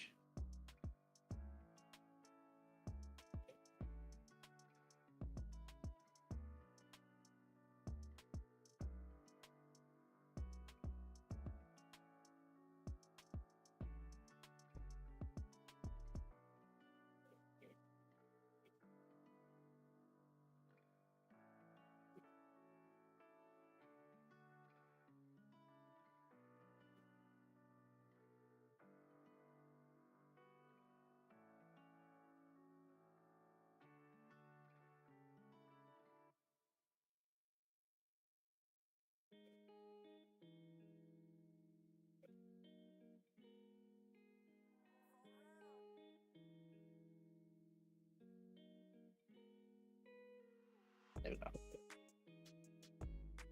Oh yeah, the old black and green motif works. Some place to sit, enjoy a little meal.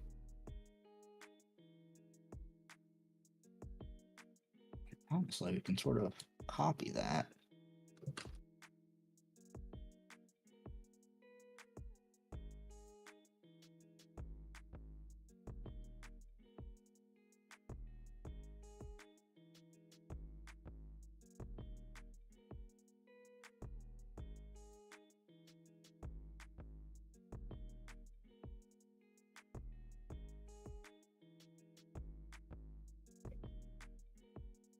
Both sides of the shop. Maybe give We'll put some stuff over here as well.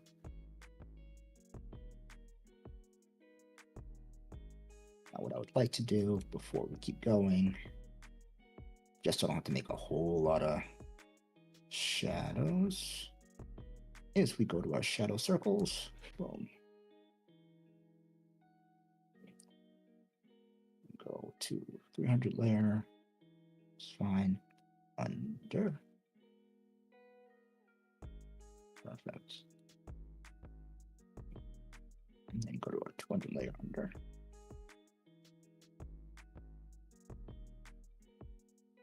Here. Layer under.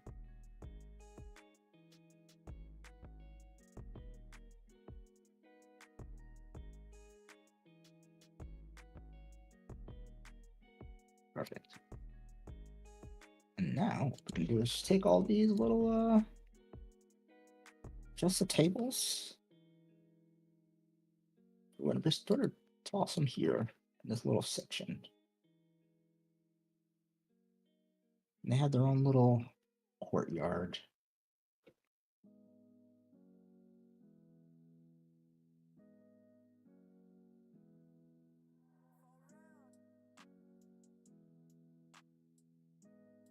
And what we can do is a little path, a little fence. Oop.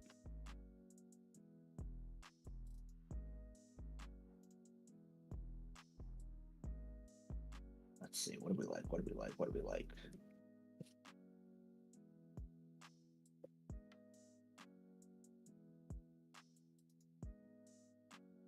They never give us the best fence. Though we can always just make one.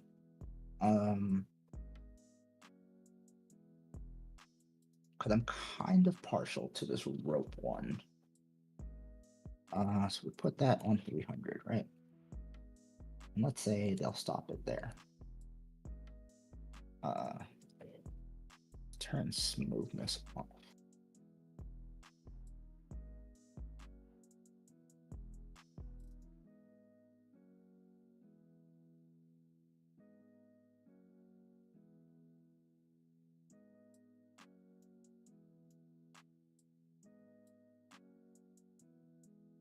Have that trailing off into wherever. And then, so we put that on 300. All we need to do is grab some pillars.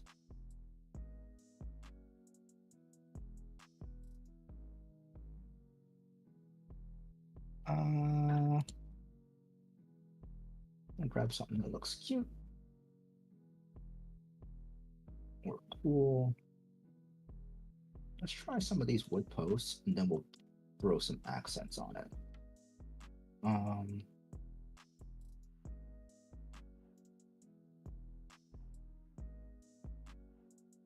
What you do is on the 300 layer, just sort of start dropping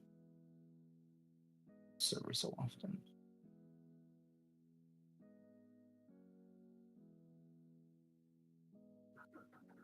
And if we want,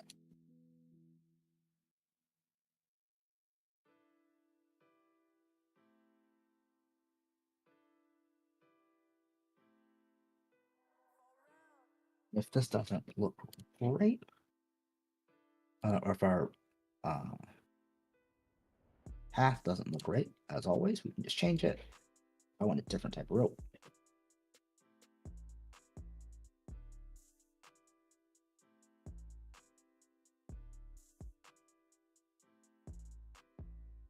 Yeah. How's that look? Looks a bit too heavy, so I may just redo it. That's okay. Now what we know what we got, so path, take that rope. We're gonna change the width to like half.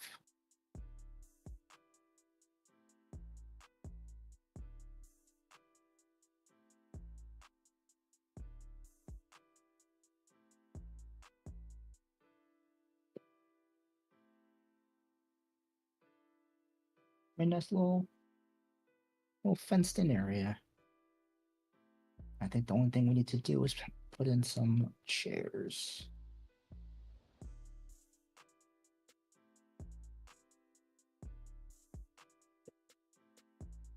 And these are such nice chairs, yet again. Never use your best chairs outside if you have a restaurant, especially if, people can get to them. But you can use a variety of chairs if you happen to have them.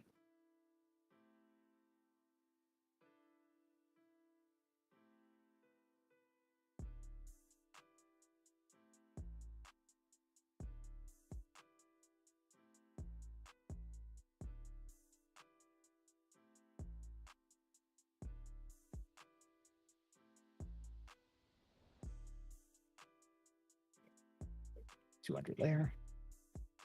That way the shadow shows on top of the. And we'll put like 2 couples at this table. And like a actual get together of people here.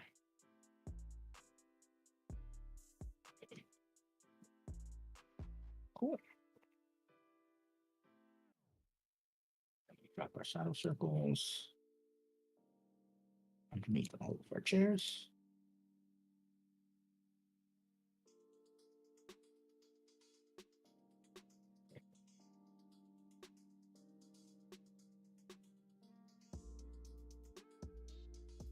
As always, thanks for hanging out tonight while we create this nice little town map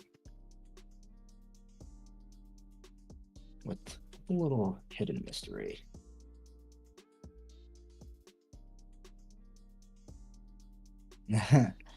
Yeah, we are filling in. What's up, Samurai Walker X?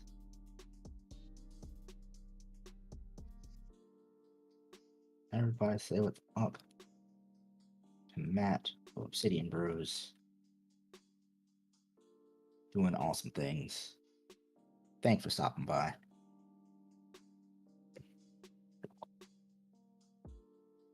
Hope you're having a good evening.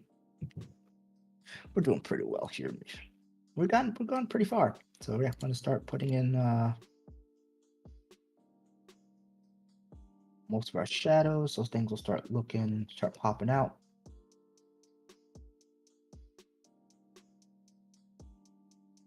And we're gonna start it off with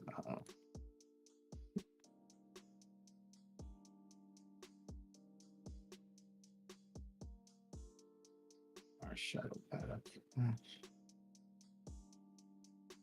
try to show how thick these walls are.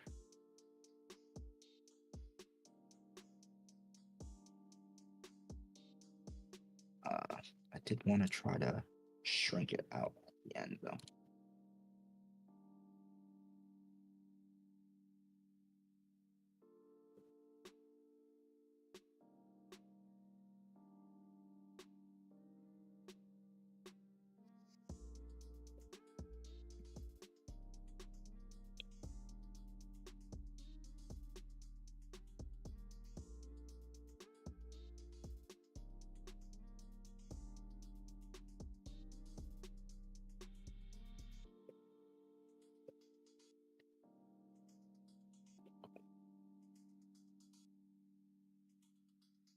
And I'm just having the shadow row out, so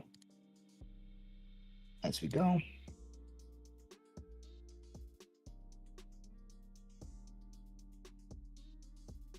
it can show the difference in wall heights at the end. There's an extra stuff here.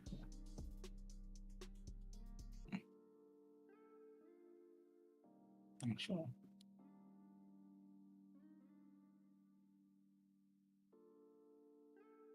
Yeah, that works out.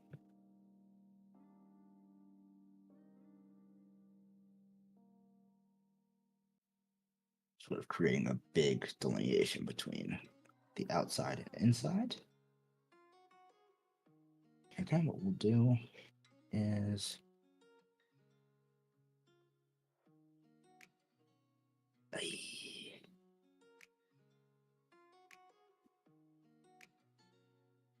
put it on the wrong layer, but that's all right. We can work with that. gonna go back to the floor. Under, so we're good. But we're gonna make this at 0.75.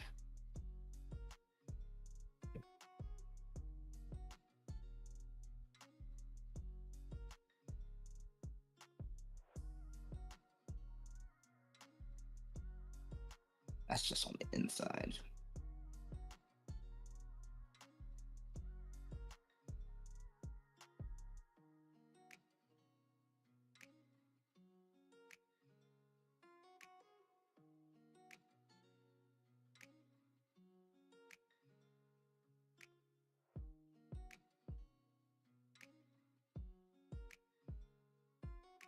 It's kind of okay if we at these end pieces, because I'm going to just drop a pillar there just to sort of mark the ends.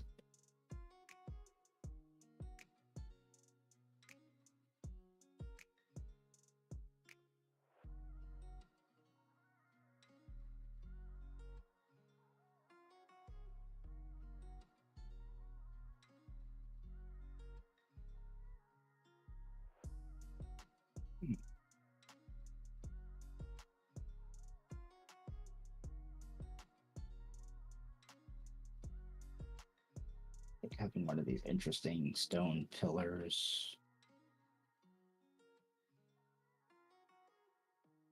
Just earth and stone. Yep.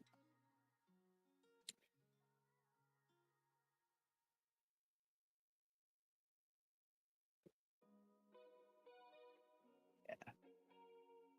That looks pretty cool. Now we can put braziers and stuff in there.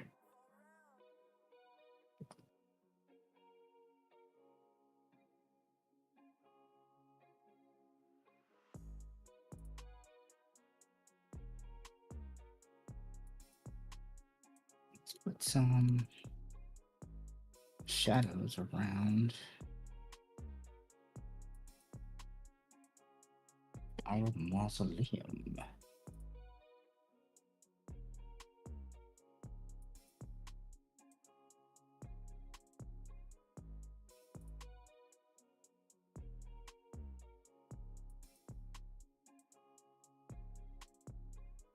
Yeah, but we want to make it bigger. We want to make it sort of show off that it's a larger structure, so the shadow's sort of a bit more imposing. But we don't find that it's the base of the shadow is inside of this object. It's okay, it makes it look good.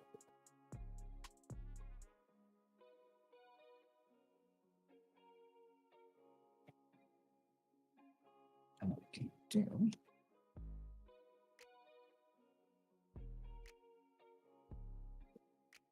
I'm going to put these last little bits in here. These are always hard to see.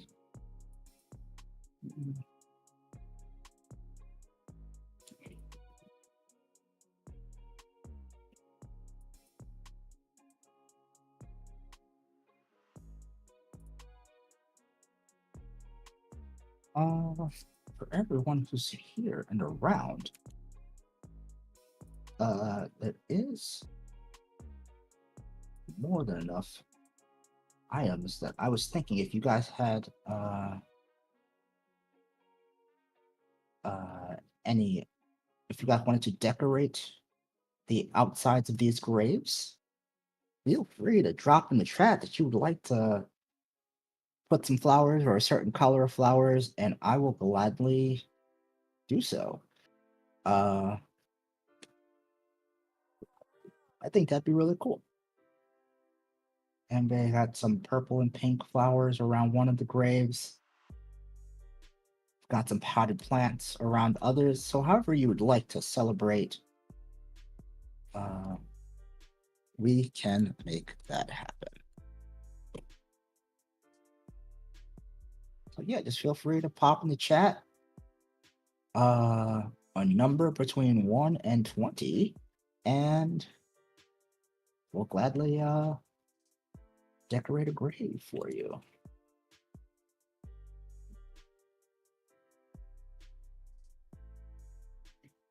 I know that was a very weird thing to say. 17 Samurai Walker X. I have a feeling that's one of the ones out here.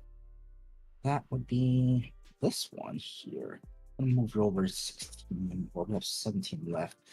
So, 1, 2, 3, 4, 5, 6, 7, 8, 9, 10, 11, 12, 13, 14, 15, 16, 17. So yeah, it would be that one. And what color flowers would you like to leave there?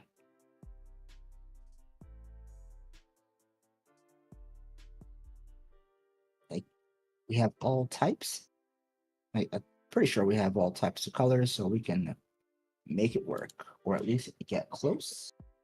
Oh, yep, we have colorables, so we can make it fuchsia or purple. So we're gonna go with the blue, purple multicolors and the blues. So yeah, I guess purple is gonna be one of the ones that will come up a little bit more often. Uh, just so you can sort of see the colors. This is what we're gonna go with for your fuchsia purples. Um, as well as some of the purple ones. So we'll get some nice flowers in there.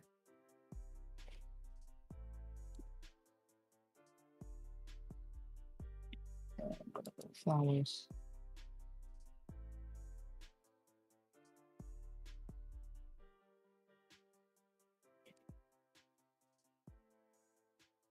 Um,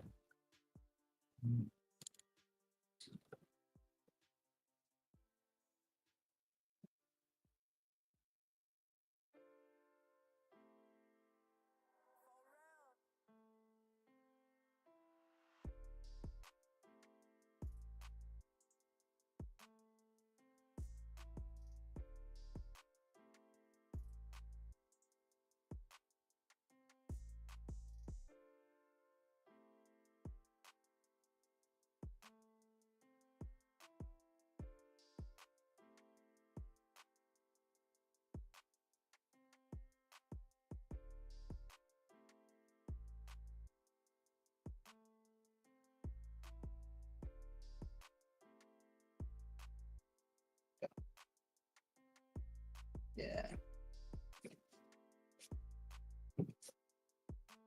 Oh, Matt, would you like a ring similar to what we've done previously, or would you like rows next to it? It is up to you. Your choice on how you'd like these to sort of decorate. I can always do a ring and we can always change it. You want rows? Cool. So we'll just do a rose lining the side. And as we said before,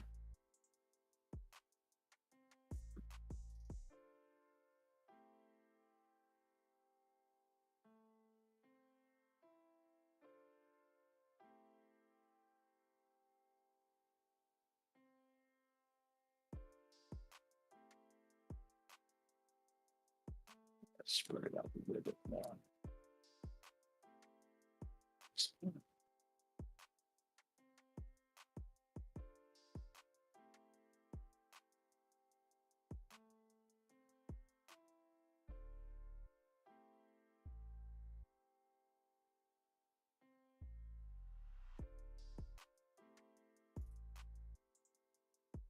That.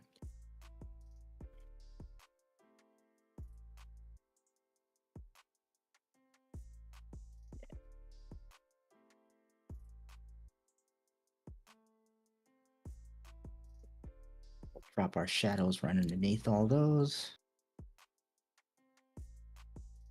These are on 300, so yeah, we'll be all right. We'll drop it on twos.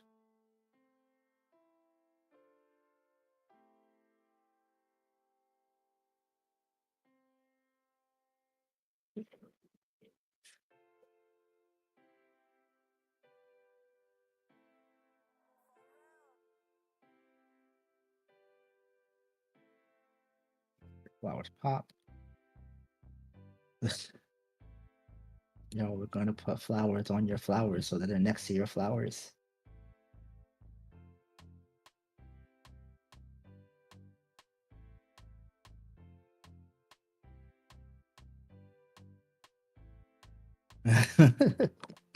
Yo, they will pimp your plot out here. That's actually what the buildings, like 2 blocks down, but that's what they do. They come and they pimp your plot out, make sure it looks nice for the people. Um, to anyone just joining, we are making a little city map, little town, a couple city streets right across the street from your local cemetery, where things get a little weird. For this place, there are residents that are, for lack of a better term, undead. Yes, there are zombies here that do come alive and will come and make their voices heard if you need be. But that does not mean they are not celebrated and wanted in their city. So we are decorating some of these graves. If you would like to have a grave decorated in a certain type of style, i.e., some colored flowers of your choice, feel free to drop it in the chat. We can make that happen. We've already done a couple on this side. I kind of want to do a couple on the others. So if anybody has a color flower, pick a number between 1 and 20, and provided that number is not taken, we will do it. Actually, I'll say between 1 and 10, so we can actually get on the other side as well. But yeah, that would be super dope. If not, no worries. We can always decorate them ourselves. But yeah, if you guys have any ideas for if you guys want to have a grave decorated and put your mark on this map, feel free to drop it in the chat. We've already got 2, so you will not be alone.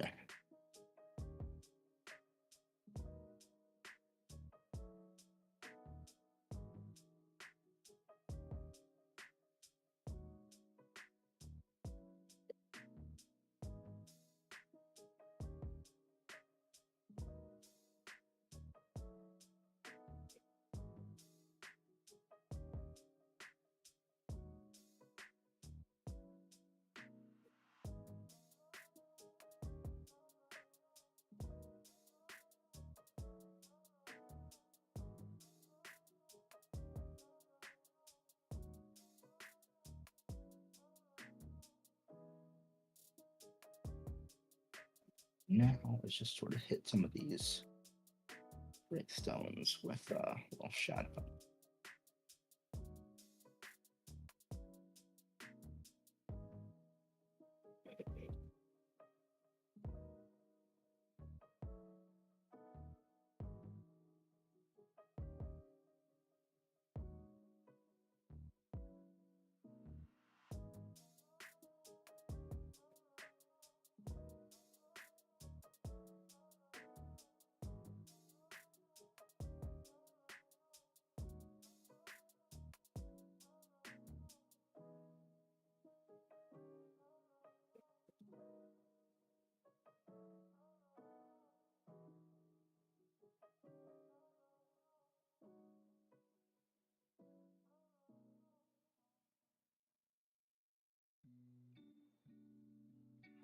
Yeah, we'll get some shadows underneath these benches.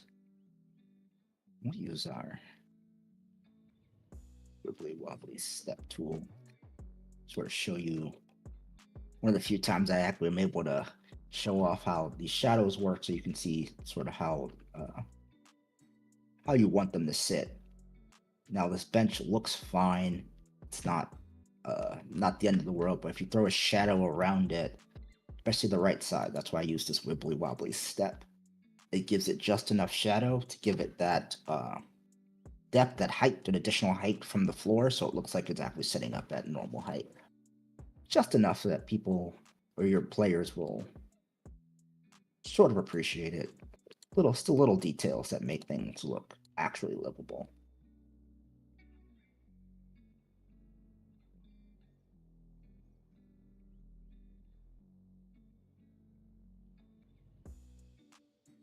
It's these little things that make it look make me look funky.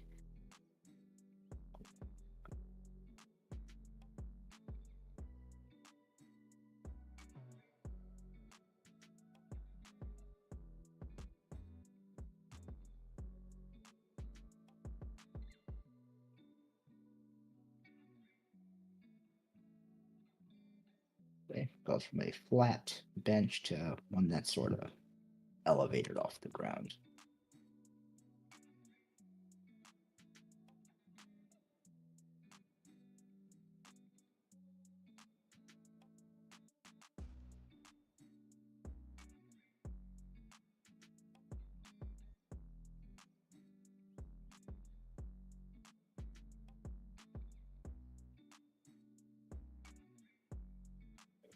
And if you start to see that artifact thing there, just adjust it slightly. And the bench goes from looking kind of flat on the pavement to looking like it's raised.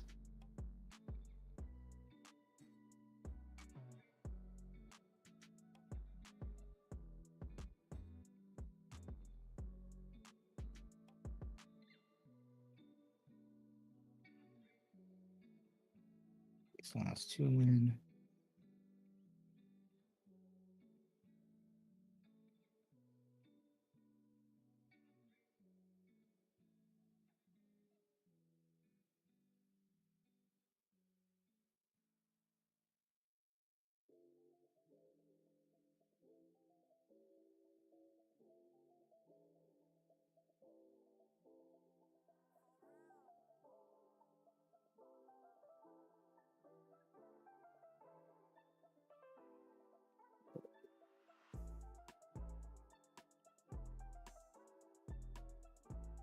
Another random thing.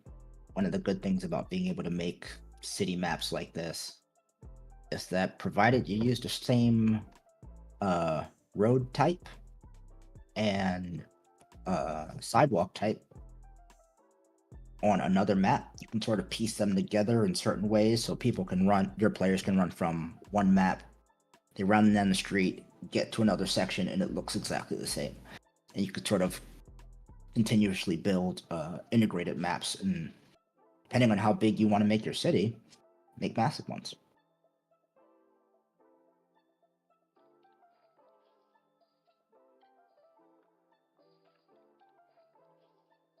Now we're gonna do a couple of clever ones. So above roofs,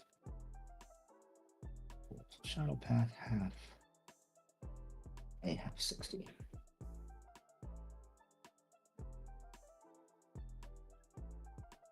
So we sort of need to go above walls and put down our shadows below the buildings, and then I put our shadows between the buildings to show where they are. So right now our roofs sort of look kind of flat.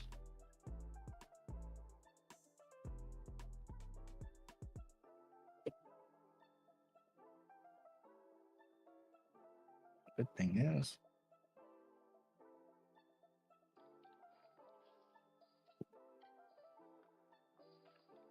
sort of do some of these.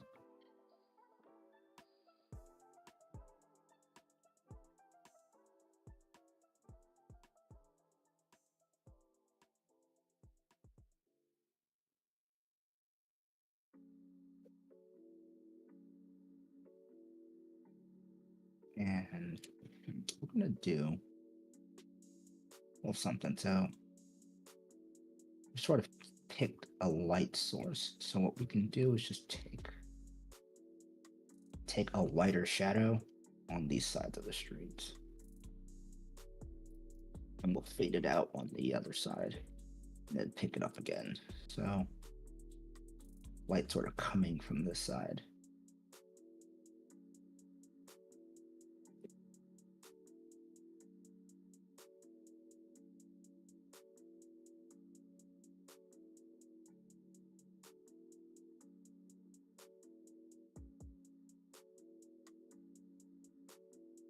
And that way you sort of get a little bit of contrast between where your shadows are coming from and where they're going. So on your street side, just use a lighter shadow.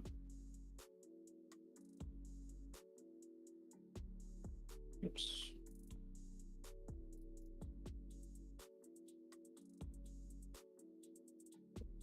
I'm gonna use a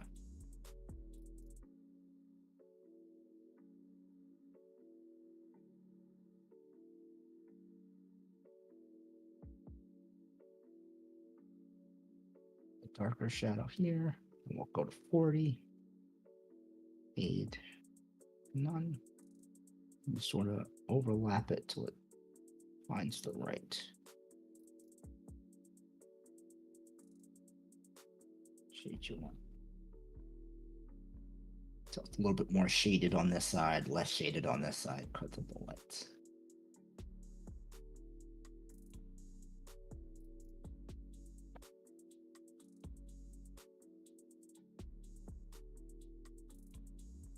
And then you can actually start going above the roofs. And well, maybe a little bit less. You have the shadows below it, but you want to get the shadows sort of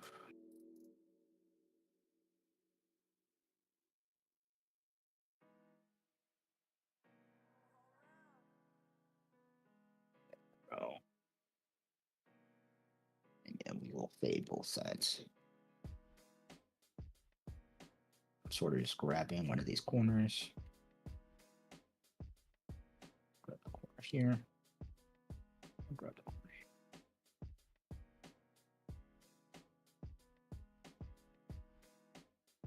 Note somewhere to that effect.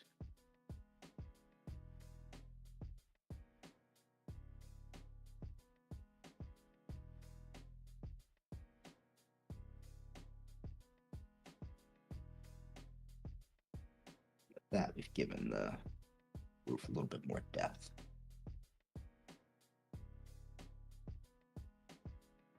And you could sort of use this to do the same on the side. So right above your roofs to show where they differentiate. Yep, the bottom of this roof is below that one. Same over here.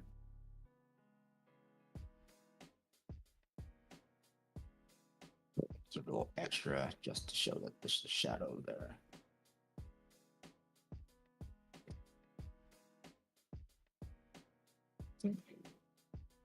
Now your roofs look a little bit better.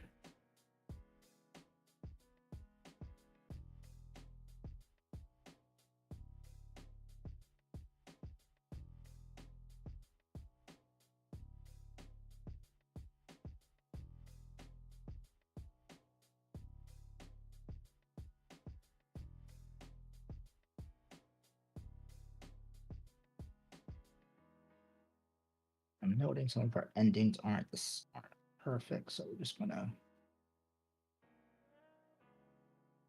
fit these roof ends on.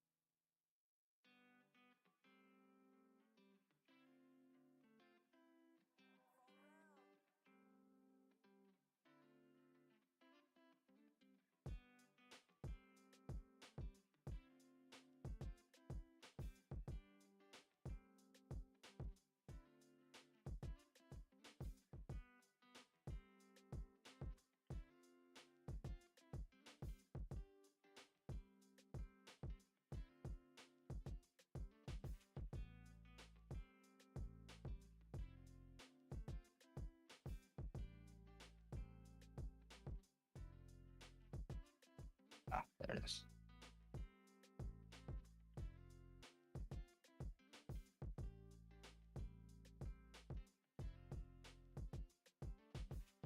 Just getting those edges. Make sure they look good.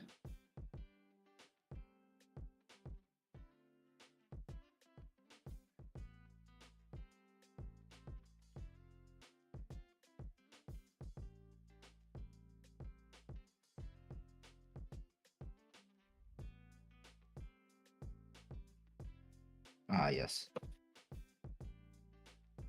Last little bits. So, hey.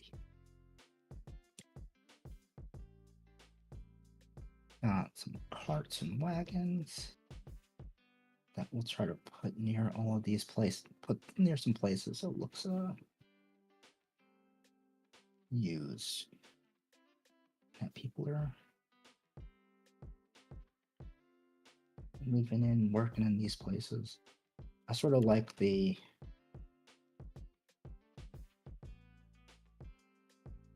wagons with single horse hitch. Oh, those tend to look the best to me.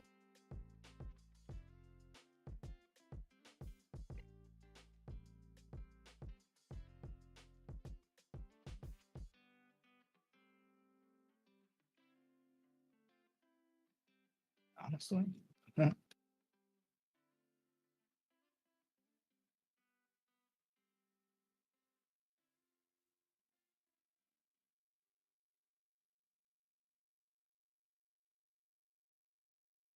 We can sort of park one of these over here.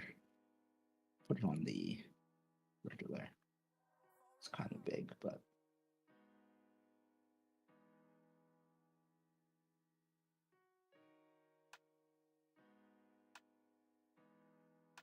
it only makes sense that there would be some work happening over there.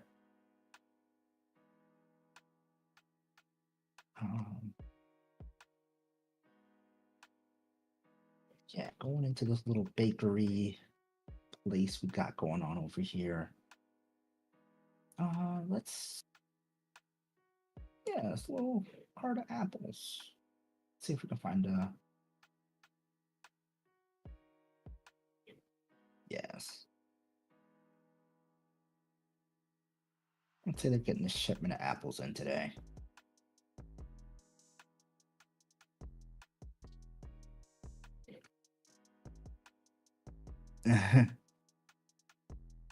You gotta have a bring out your dead cart.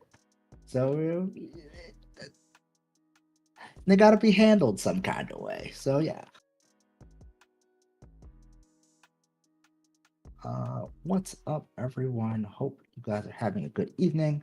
Thank you for hanging out with me on Monday Maps with me, MadDrRob. We are putting some more of the finishing touches on this map today. A street, giving you a little different look at part of a city where a massive graveyard sits. And not just a regular graveyard, but a place where some of the denizens of the city do reside. So, but of course, across from it is a quaint little cafe and an inn. It's wonderful. There's never anything wrong here. So, but yeah, we're just putting in some more of these finishing touches down here. As always, if anyone wants to, we are a lot. If you guys want to help put some more color onto this map, we are just putting in our flowers by these graves. So if you want to give a flower color and a number between 1 and 10, so we can get on this side of the map. Um, Feel free to drop it in the chat, and we'll throw some flowers around the grave for you.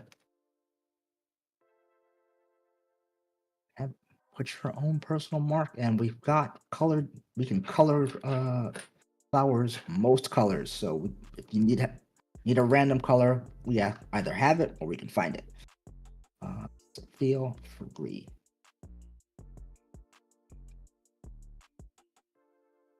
While we do that, we're gonna do a couple more of these. Of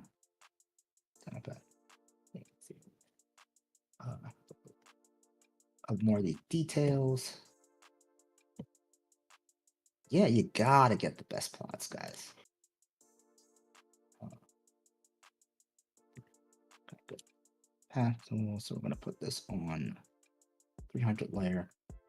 What I like to do is, because some of these get really big, if you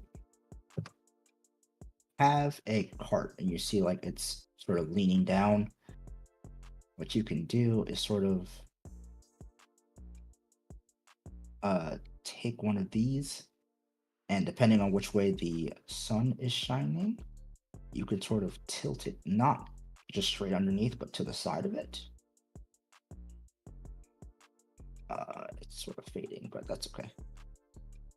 And honestly, with the fade, it actually embellishes the point. But you sort of go from the edge of whatever you're trying to do off to the side a bit, and you sort of get the view of the sun being just hitting it from a different angle, which is pretty cool.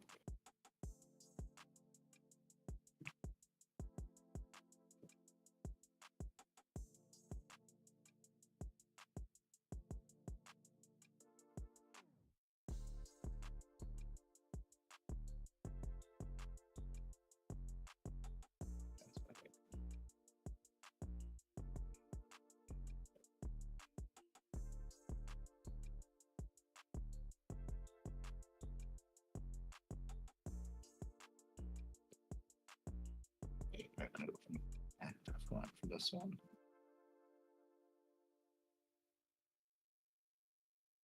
Same over here.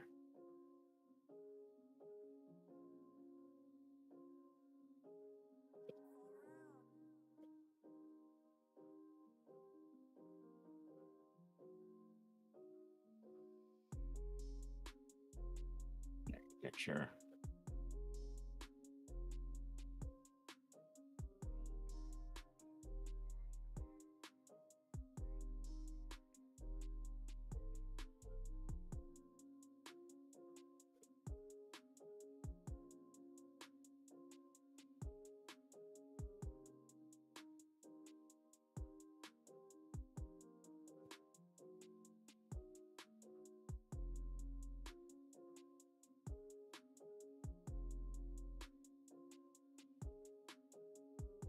and these little bits of extra shadow that I'm just throwing down, I honestly just do to sort of accentuate what's going on in the scene.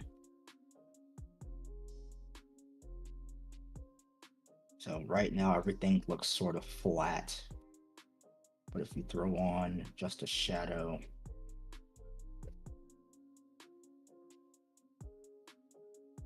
over these sides,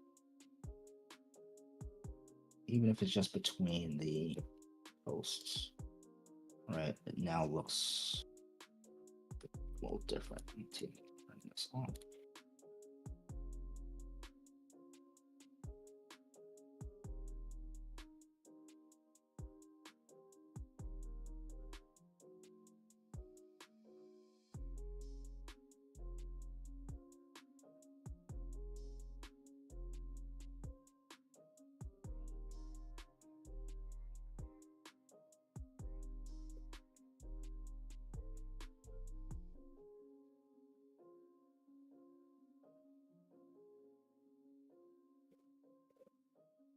If I wanted to keep going,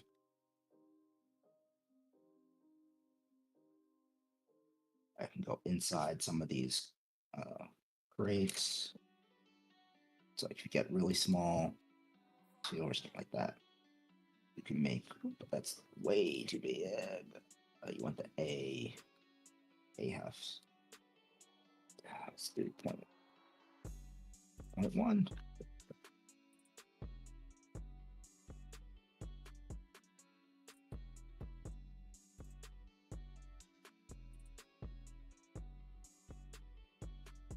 Everything looks a lot less flat. Right, just using shadow to highlight things that wouldn't normally get highlighted.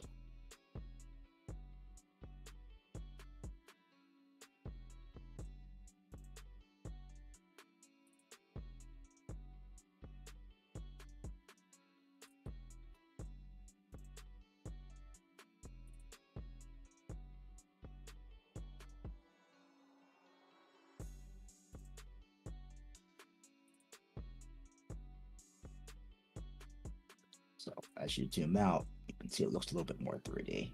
So yeah, this sort of makes it kind of cool.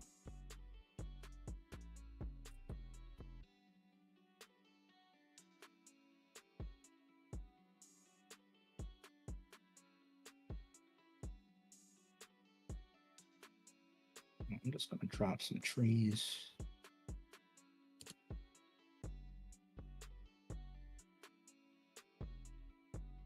I'm always a fan of multicolor trees.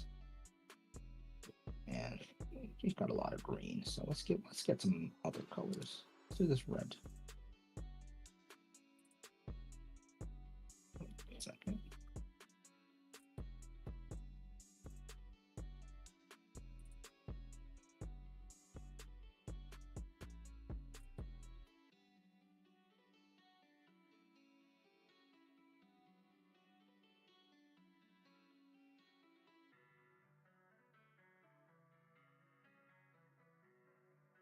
$200.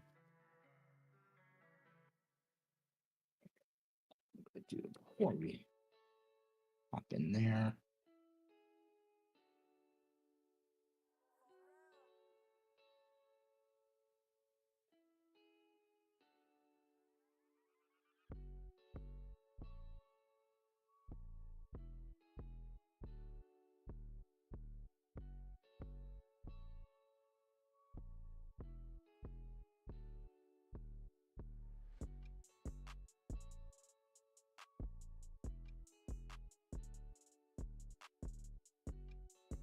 And again, this is more for me. But all these little places where shadows can become interesting and just give you that depth and show you what's going on, or show your players what's going on. I always think it's really cool.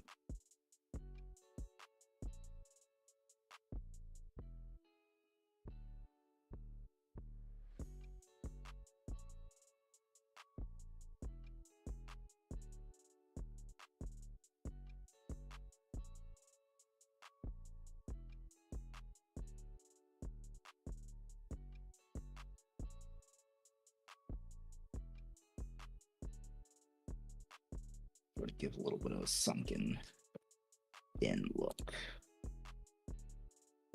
And yet again, that is more just for me. But we are going to throw these trees over top, so we're going to put these on like the 400 layer or something. But you just sort of make it visible that there's something there. There's uneven terrain.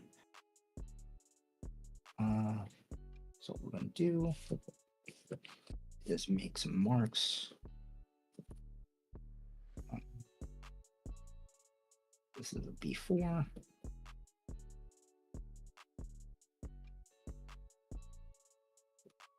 And we're going to keep this at 0.45.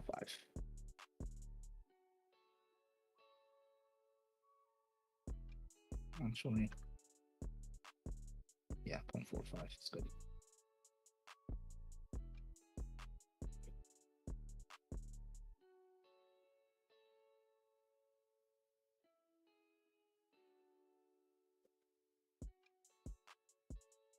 And we'll take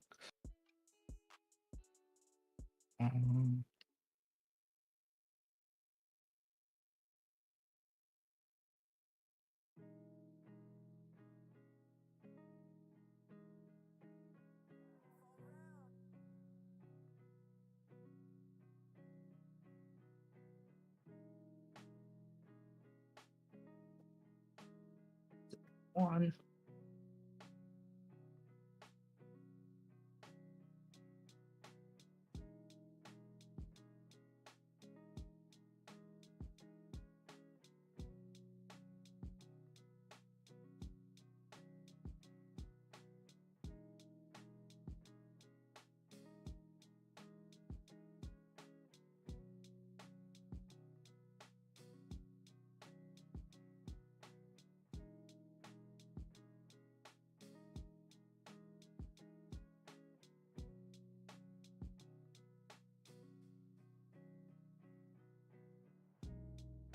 and other people.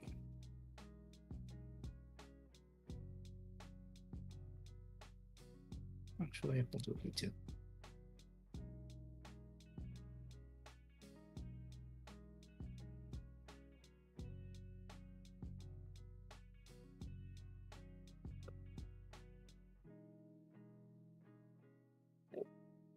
Let me write down the which ones we chose. Makes it easier to get our shadows. So for E3.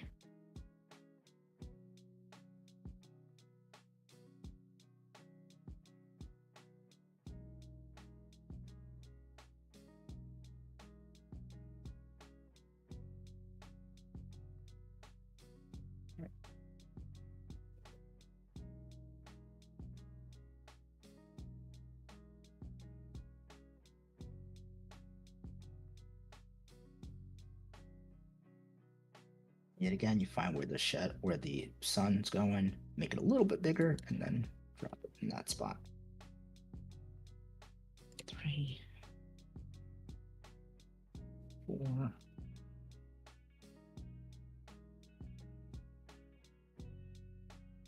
Dark, feel free to drop another one.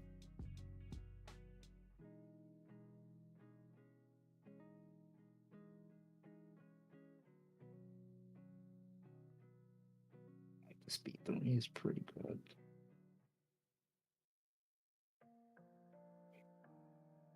What I do is I take it.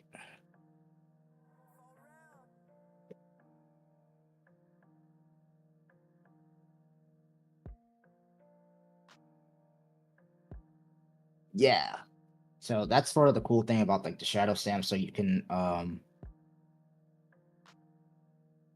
when you put down a tree and you grab the shadow, what I could have done was left the stumps here. So like this is B2, right? Or yeah, it's B2. So we find B2 and we can keep the empty tree trunk here and then drop a shadow. So we just drop a light shadow. That way people, like your players, can go, all right, I know where the tree trunk is, that's where I'll hide from. And you don't have to put a whole tree on top of it. And you could use the colored tree, the if I wanted to get the correct color tree or something like that. Let's do these. So I can sort of show you. Oh, they're all here. Let's see.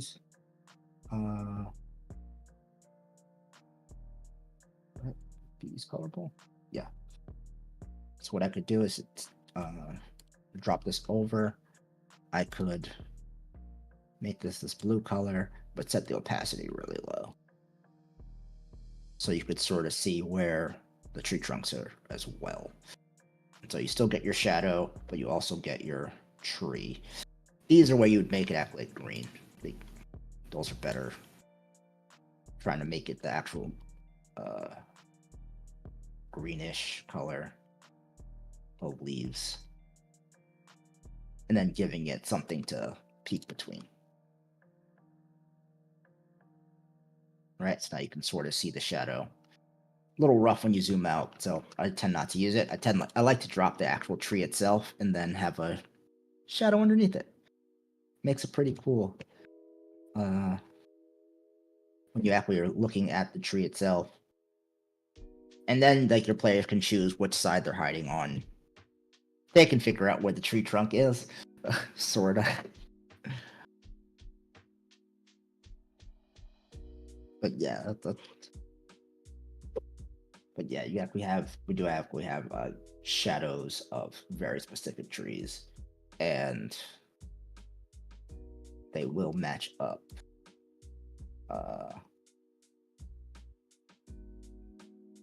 Some ways. Why did you catch the right side? So yeah, something like this. So as you see, it's the same, the exact same here. And then all you should do is make it a little bigger, find the side, and drop it.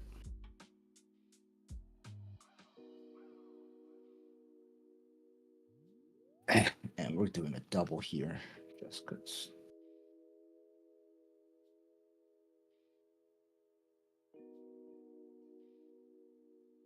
A little bit higher in the sky, I guess.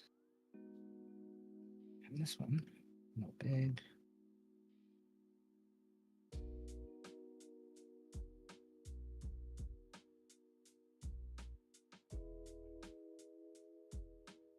This is sort of the trick. You just sort of spin it until you've lined up completely.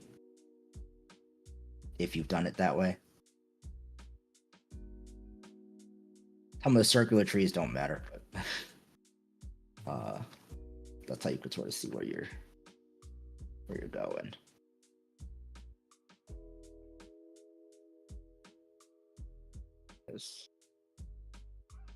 Yeah, see, this is where it lines up.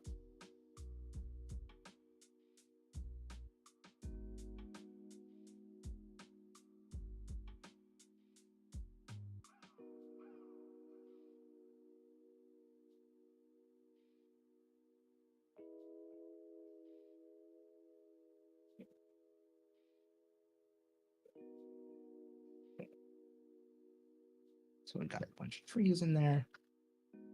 And I think the last thing I want to add, after I throw some shadows on that cart, are just some street lights. So we can play this both in the daytime and in the night. We have some shadow path A.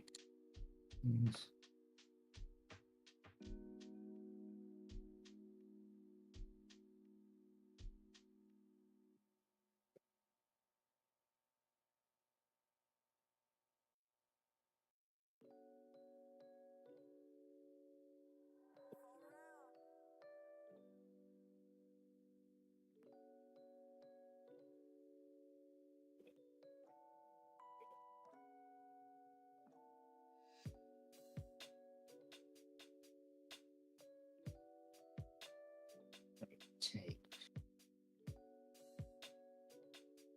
step. It's 1.5 to get this back of the cart.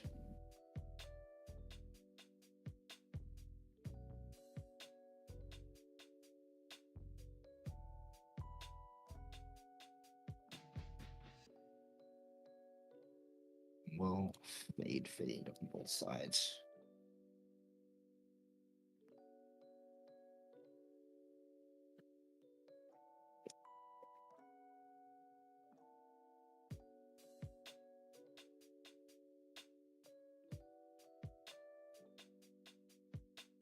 And then, as we did before, I'm just going to go inside this cart and give it some depth. I'm going to take off the fades here.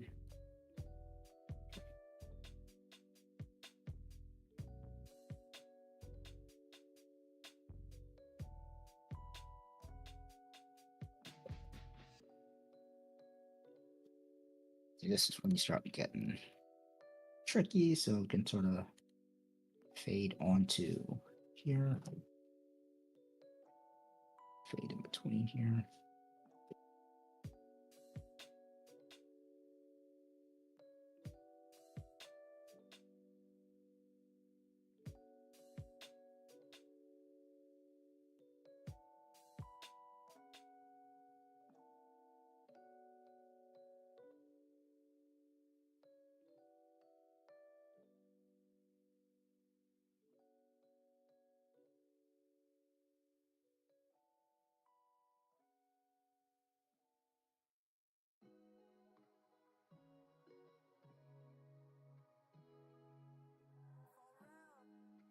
Here we start dropping stuff like in these cracks down here.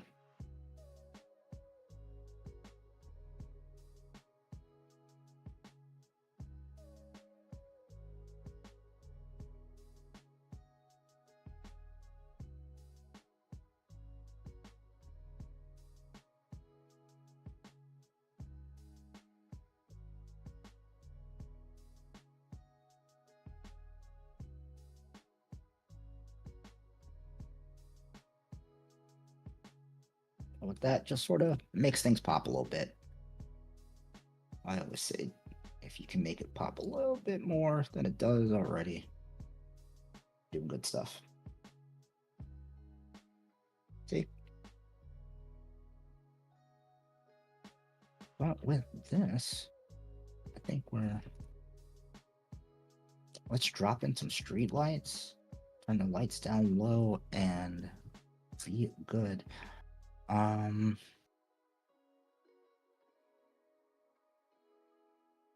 luckily we have lamps and torches.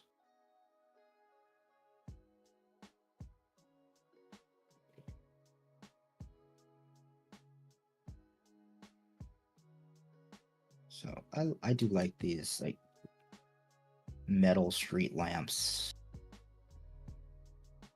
with the glass dome on it. That makes it kind of cool.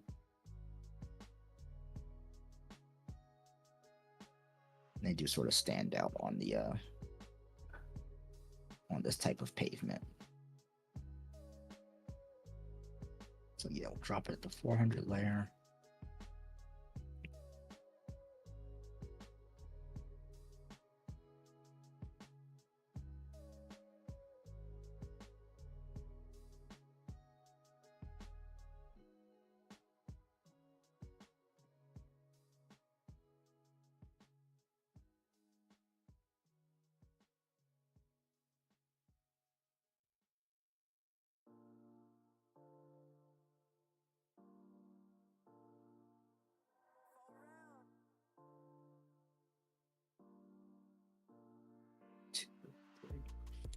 Here, and then we'll use the single lamps on the corners.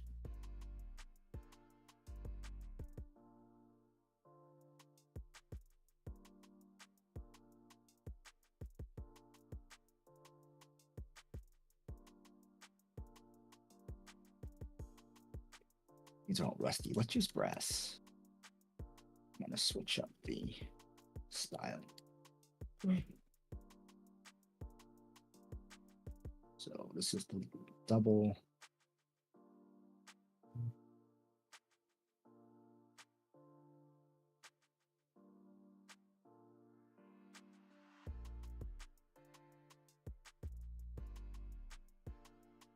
Yeah. There we go.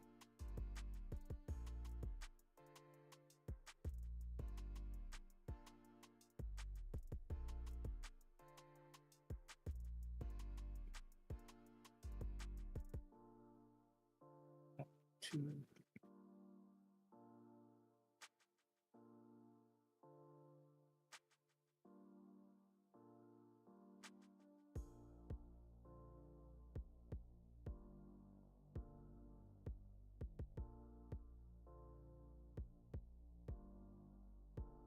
Then we'll use a brass single.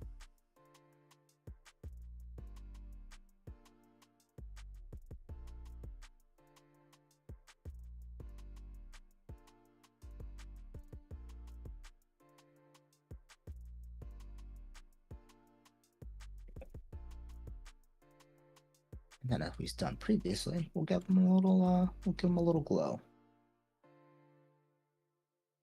This little torch light.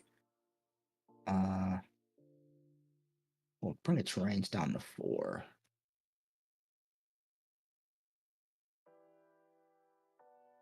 Because I think we're gonna have the scene set at night.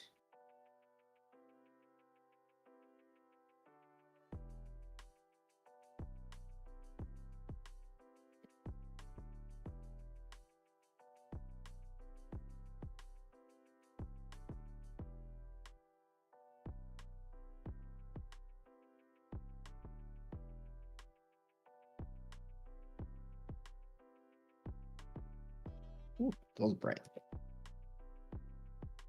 And you can always turn the lighting off and on, which is really cool. And you can turn the day slider to night if you need to.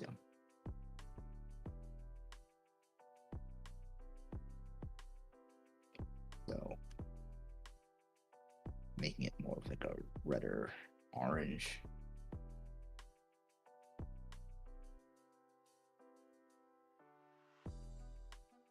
When you start dropping the light,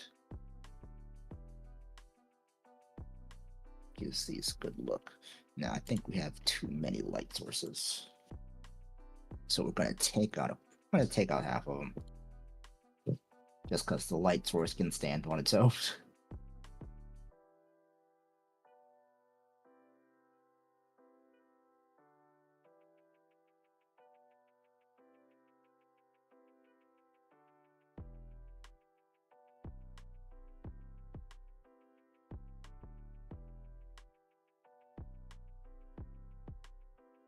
Yeah, more light.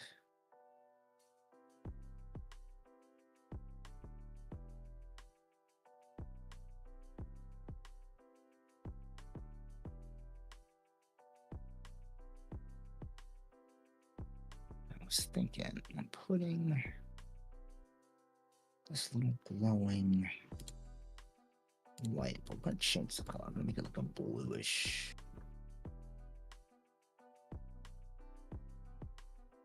light over here.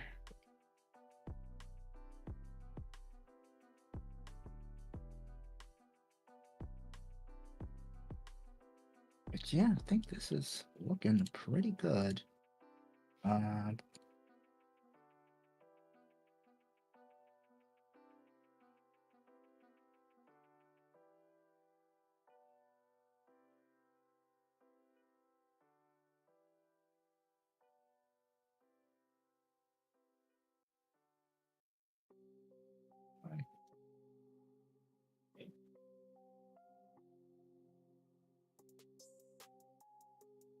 Give it some sort of entrance. And I think we're gonna square off these corners a little bit.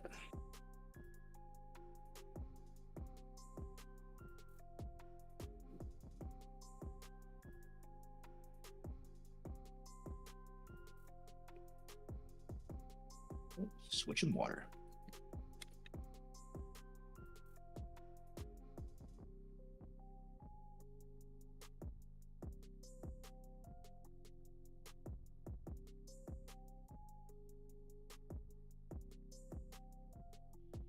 Yeah, please.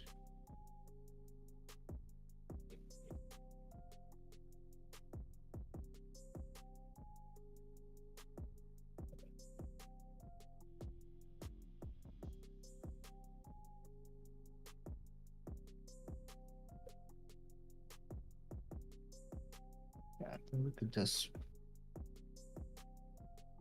everything else we would add. We can just add in bits and pieces. There are more carts, more people. Excuse me. Some of that you can throw in for your own campaign or for your own aesthetic and what's going. Oops, excuse me. What's going on? But we are gonna freshen up one of these graves. I'm gonna take my D10. Number 9. Okay. 2, 3, 4, 5, 6, 7, 8. It would be down there. No! I'm gonna take a D8. Yeah, because there are only 8 up there. All right. D8. 7. 1, 2, 3, 4, 5, 6, 7. Let's decorate this one. If anyone has any ideas for colors of flowers, feel free to throw them in the chat. Or we continue on with the theme.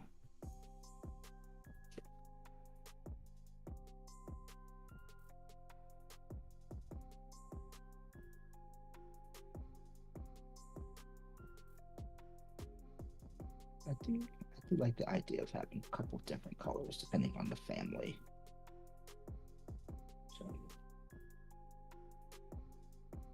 So around this one, let's do some oranges and yellows.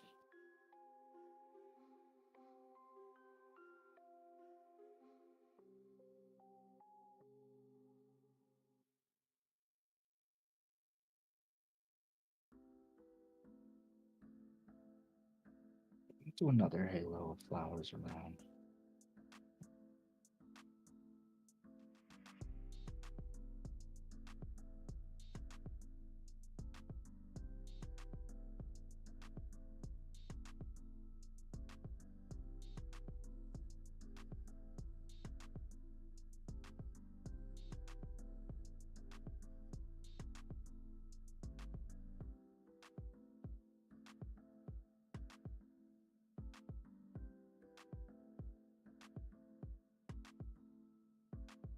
These down to the correct layer.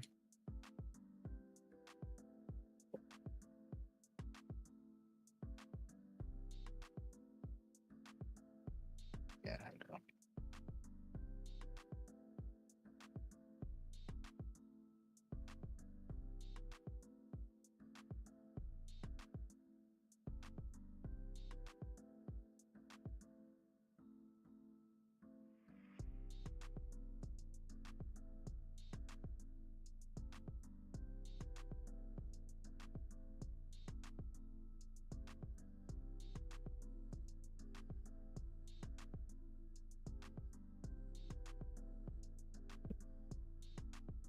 Let's do a couple lines of red, just strictly red flowers, like right around this one.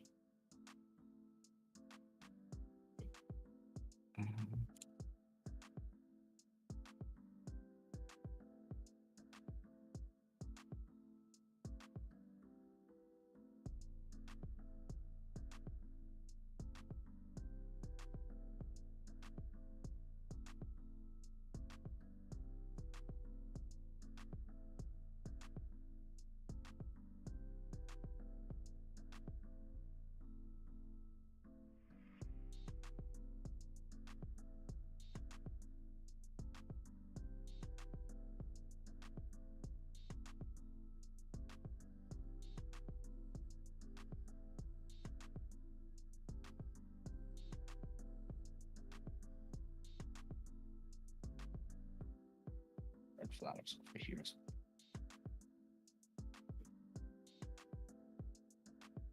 Oops, I'm going to put those at 0.25.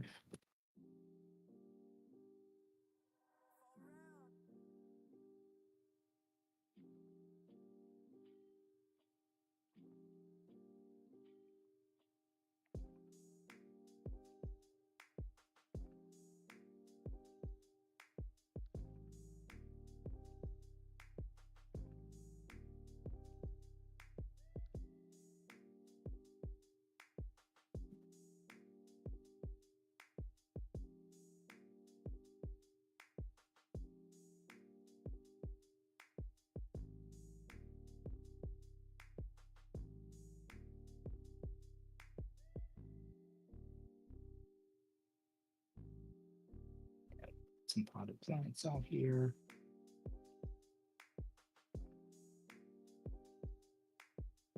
The actual flower buds.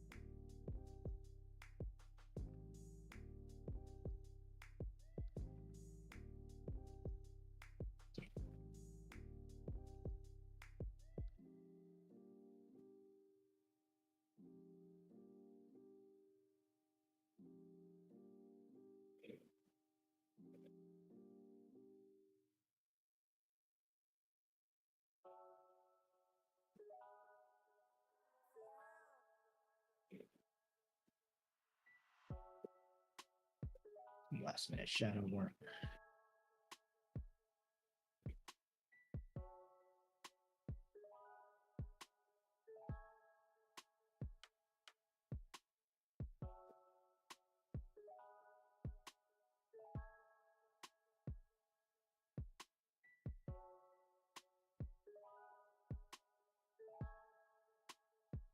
some more shadow, some more flowers around and places.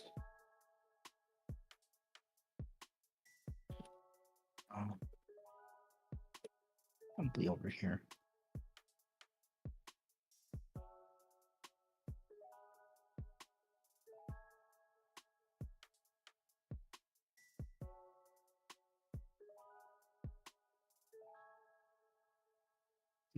White and blue.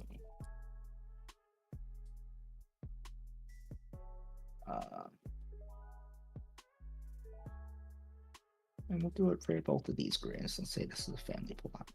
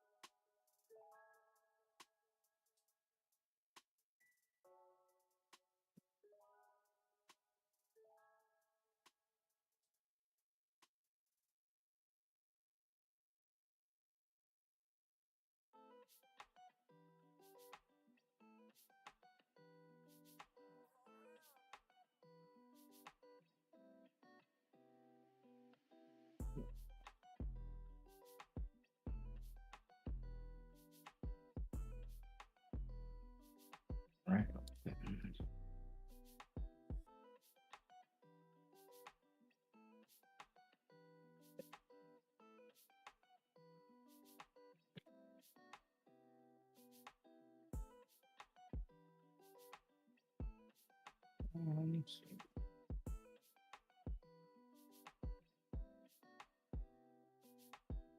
Blues and pinks and purples and reds and yellows.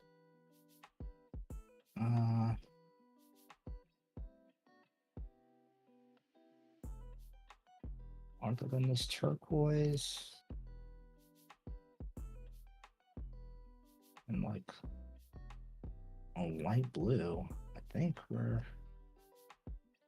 got all of the flower colors. So let's just throw a little bit over here. We'll throw a potted plant over there, so just to round out everything.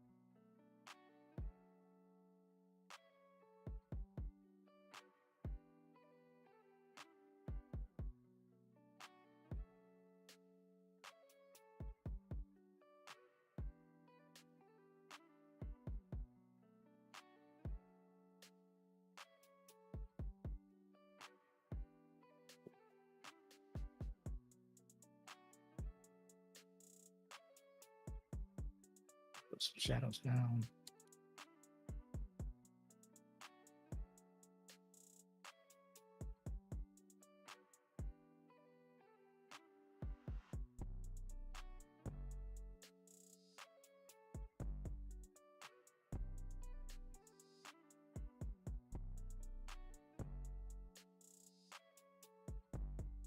I think this will be the last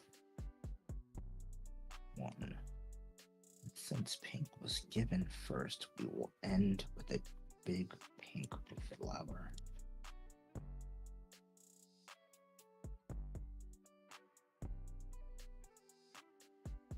I think that looks pretty cool.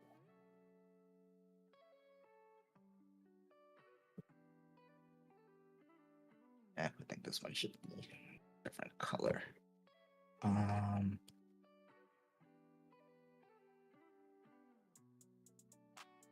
Yeah, let's do pink and purple.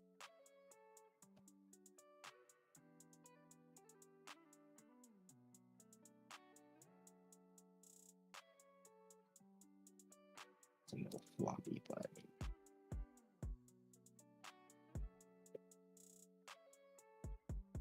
somewhat.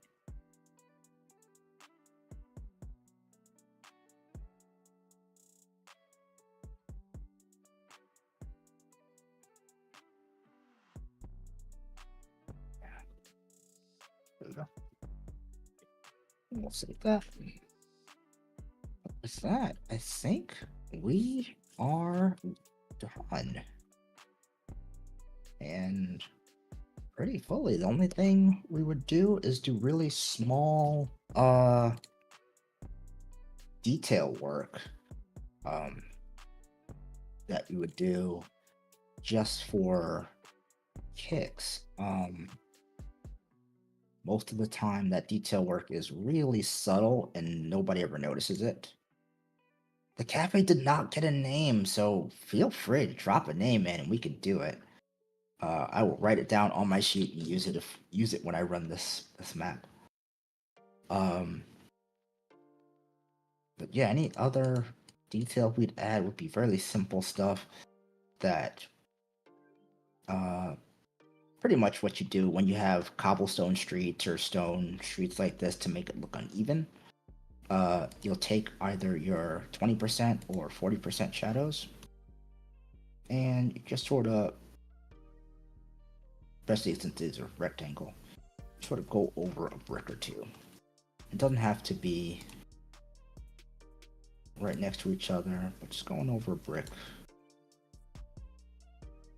It's like, oh, these couple of bricks have been stepped on all the time.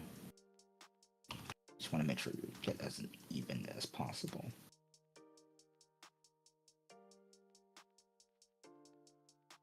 You sort of do a bunch, and it'll just going over a couple bricks every here and there changes this from what looks sort of like monotonous gray to something that actually kind of cool.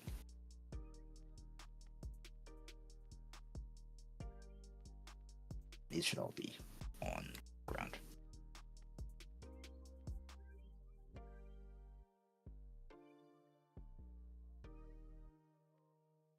So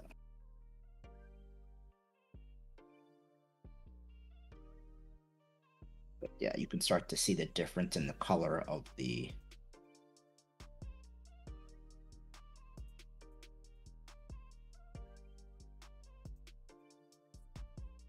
all these stones, and it makes the stone pop, right? It makes just that little difference here and there. One little stone that's out of place, and everybody always trips on.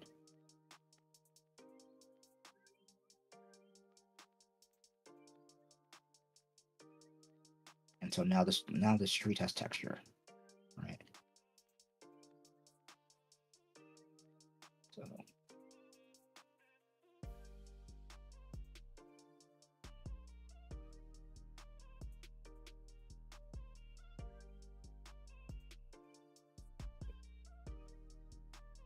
and you just do it to random ones, doesn't have to be But yeah, it's gone from looking a little bit flat to a little bit textured. And we'll do the same thing all over the place. Some of these may just be smaller, right? So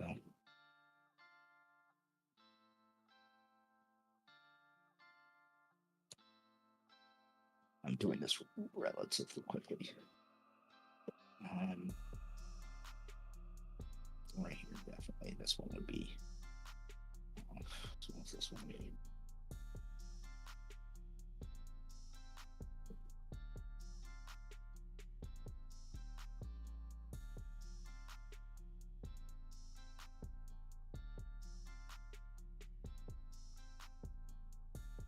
And just grabbing random bricks, make them look a little uneven.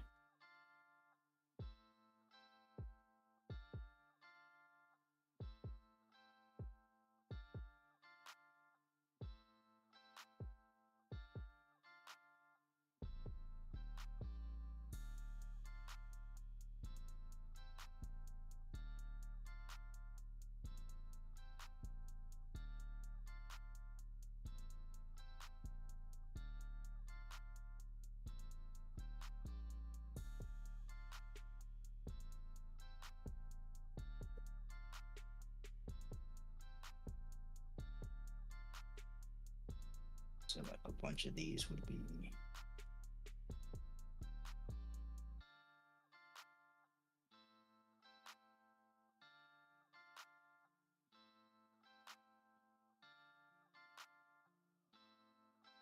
and there is one other thing I forgot to put that I'll drop it in just so I'll get my engineering card taken away. And that is drains. Because you want all of your streets to drain somewhere. um,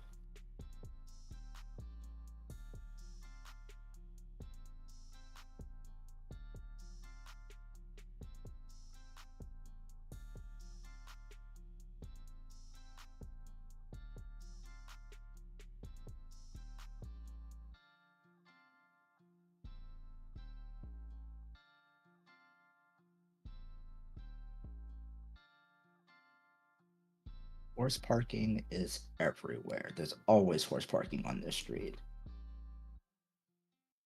Honestly, I was trying to figure out a good place to put them. It's like just off screen. And sometimes I'll just have them around. But there are trees, so you can like hitch your horse up to a tree or something.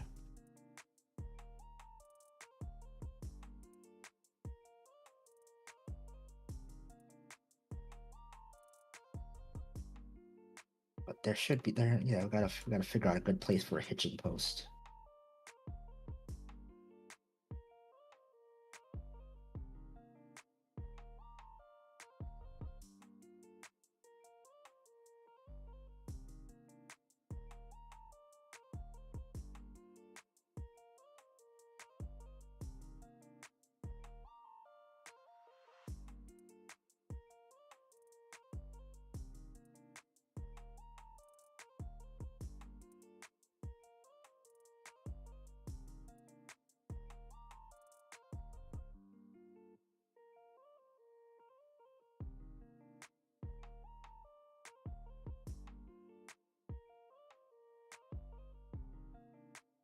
Just in doing that, the texture of the cobblestone street looks different, right?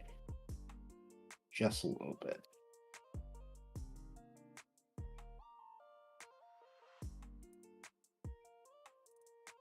You could do the same to the actual road itself. Not, you don't have to, but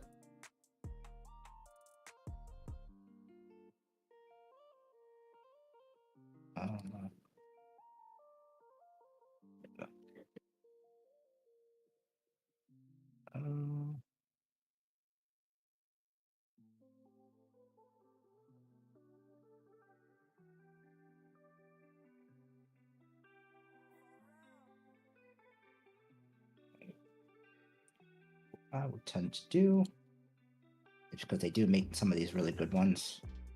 Find a good place to put it. So put it on like under there. And then you put one of these on top of it. And you take your pattern.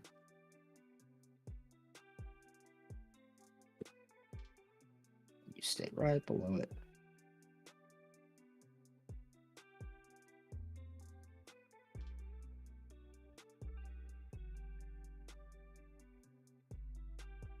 You chopper train in there. And the only thing I would say to do is just to highlight it. Same way we do most of our stuff. A little bit of a shadow around the outside. Sort of blends in with the road. If it's raining, I'd put like puddles going around it. But yeah, that's most manholes will blend into the road. So but with that, I think we did pretty good, y'all. This looks pretty cool. Thank you for hanging in there with us today. For another Monday Maps with me, MadDrRob. It's been awesome building this with you guys. Come by next month for another map. These will be up on the Instagrams and other socials after I do a couple of touch-ups, but these will be up soon. Hope you had fun. Keep an eye out for the Obsidian Brew socials for all the cool stuff we got coming up soon. But with that, I think we are good. Thanks for hanging with us. It's been an absolute pleasure. See you next time. We love you, and there's nothing you can do about it. Peace, y'all.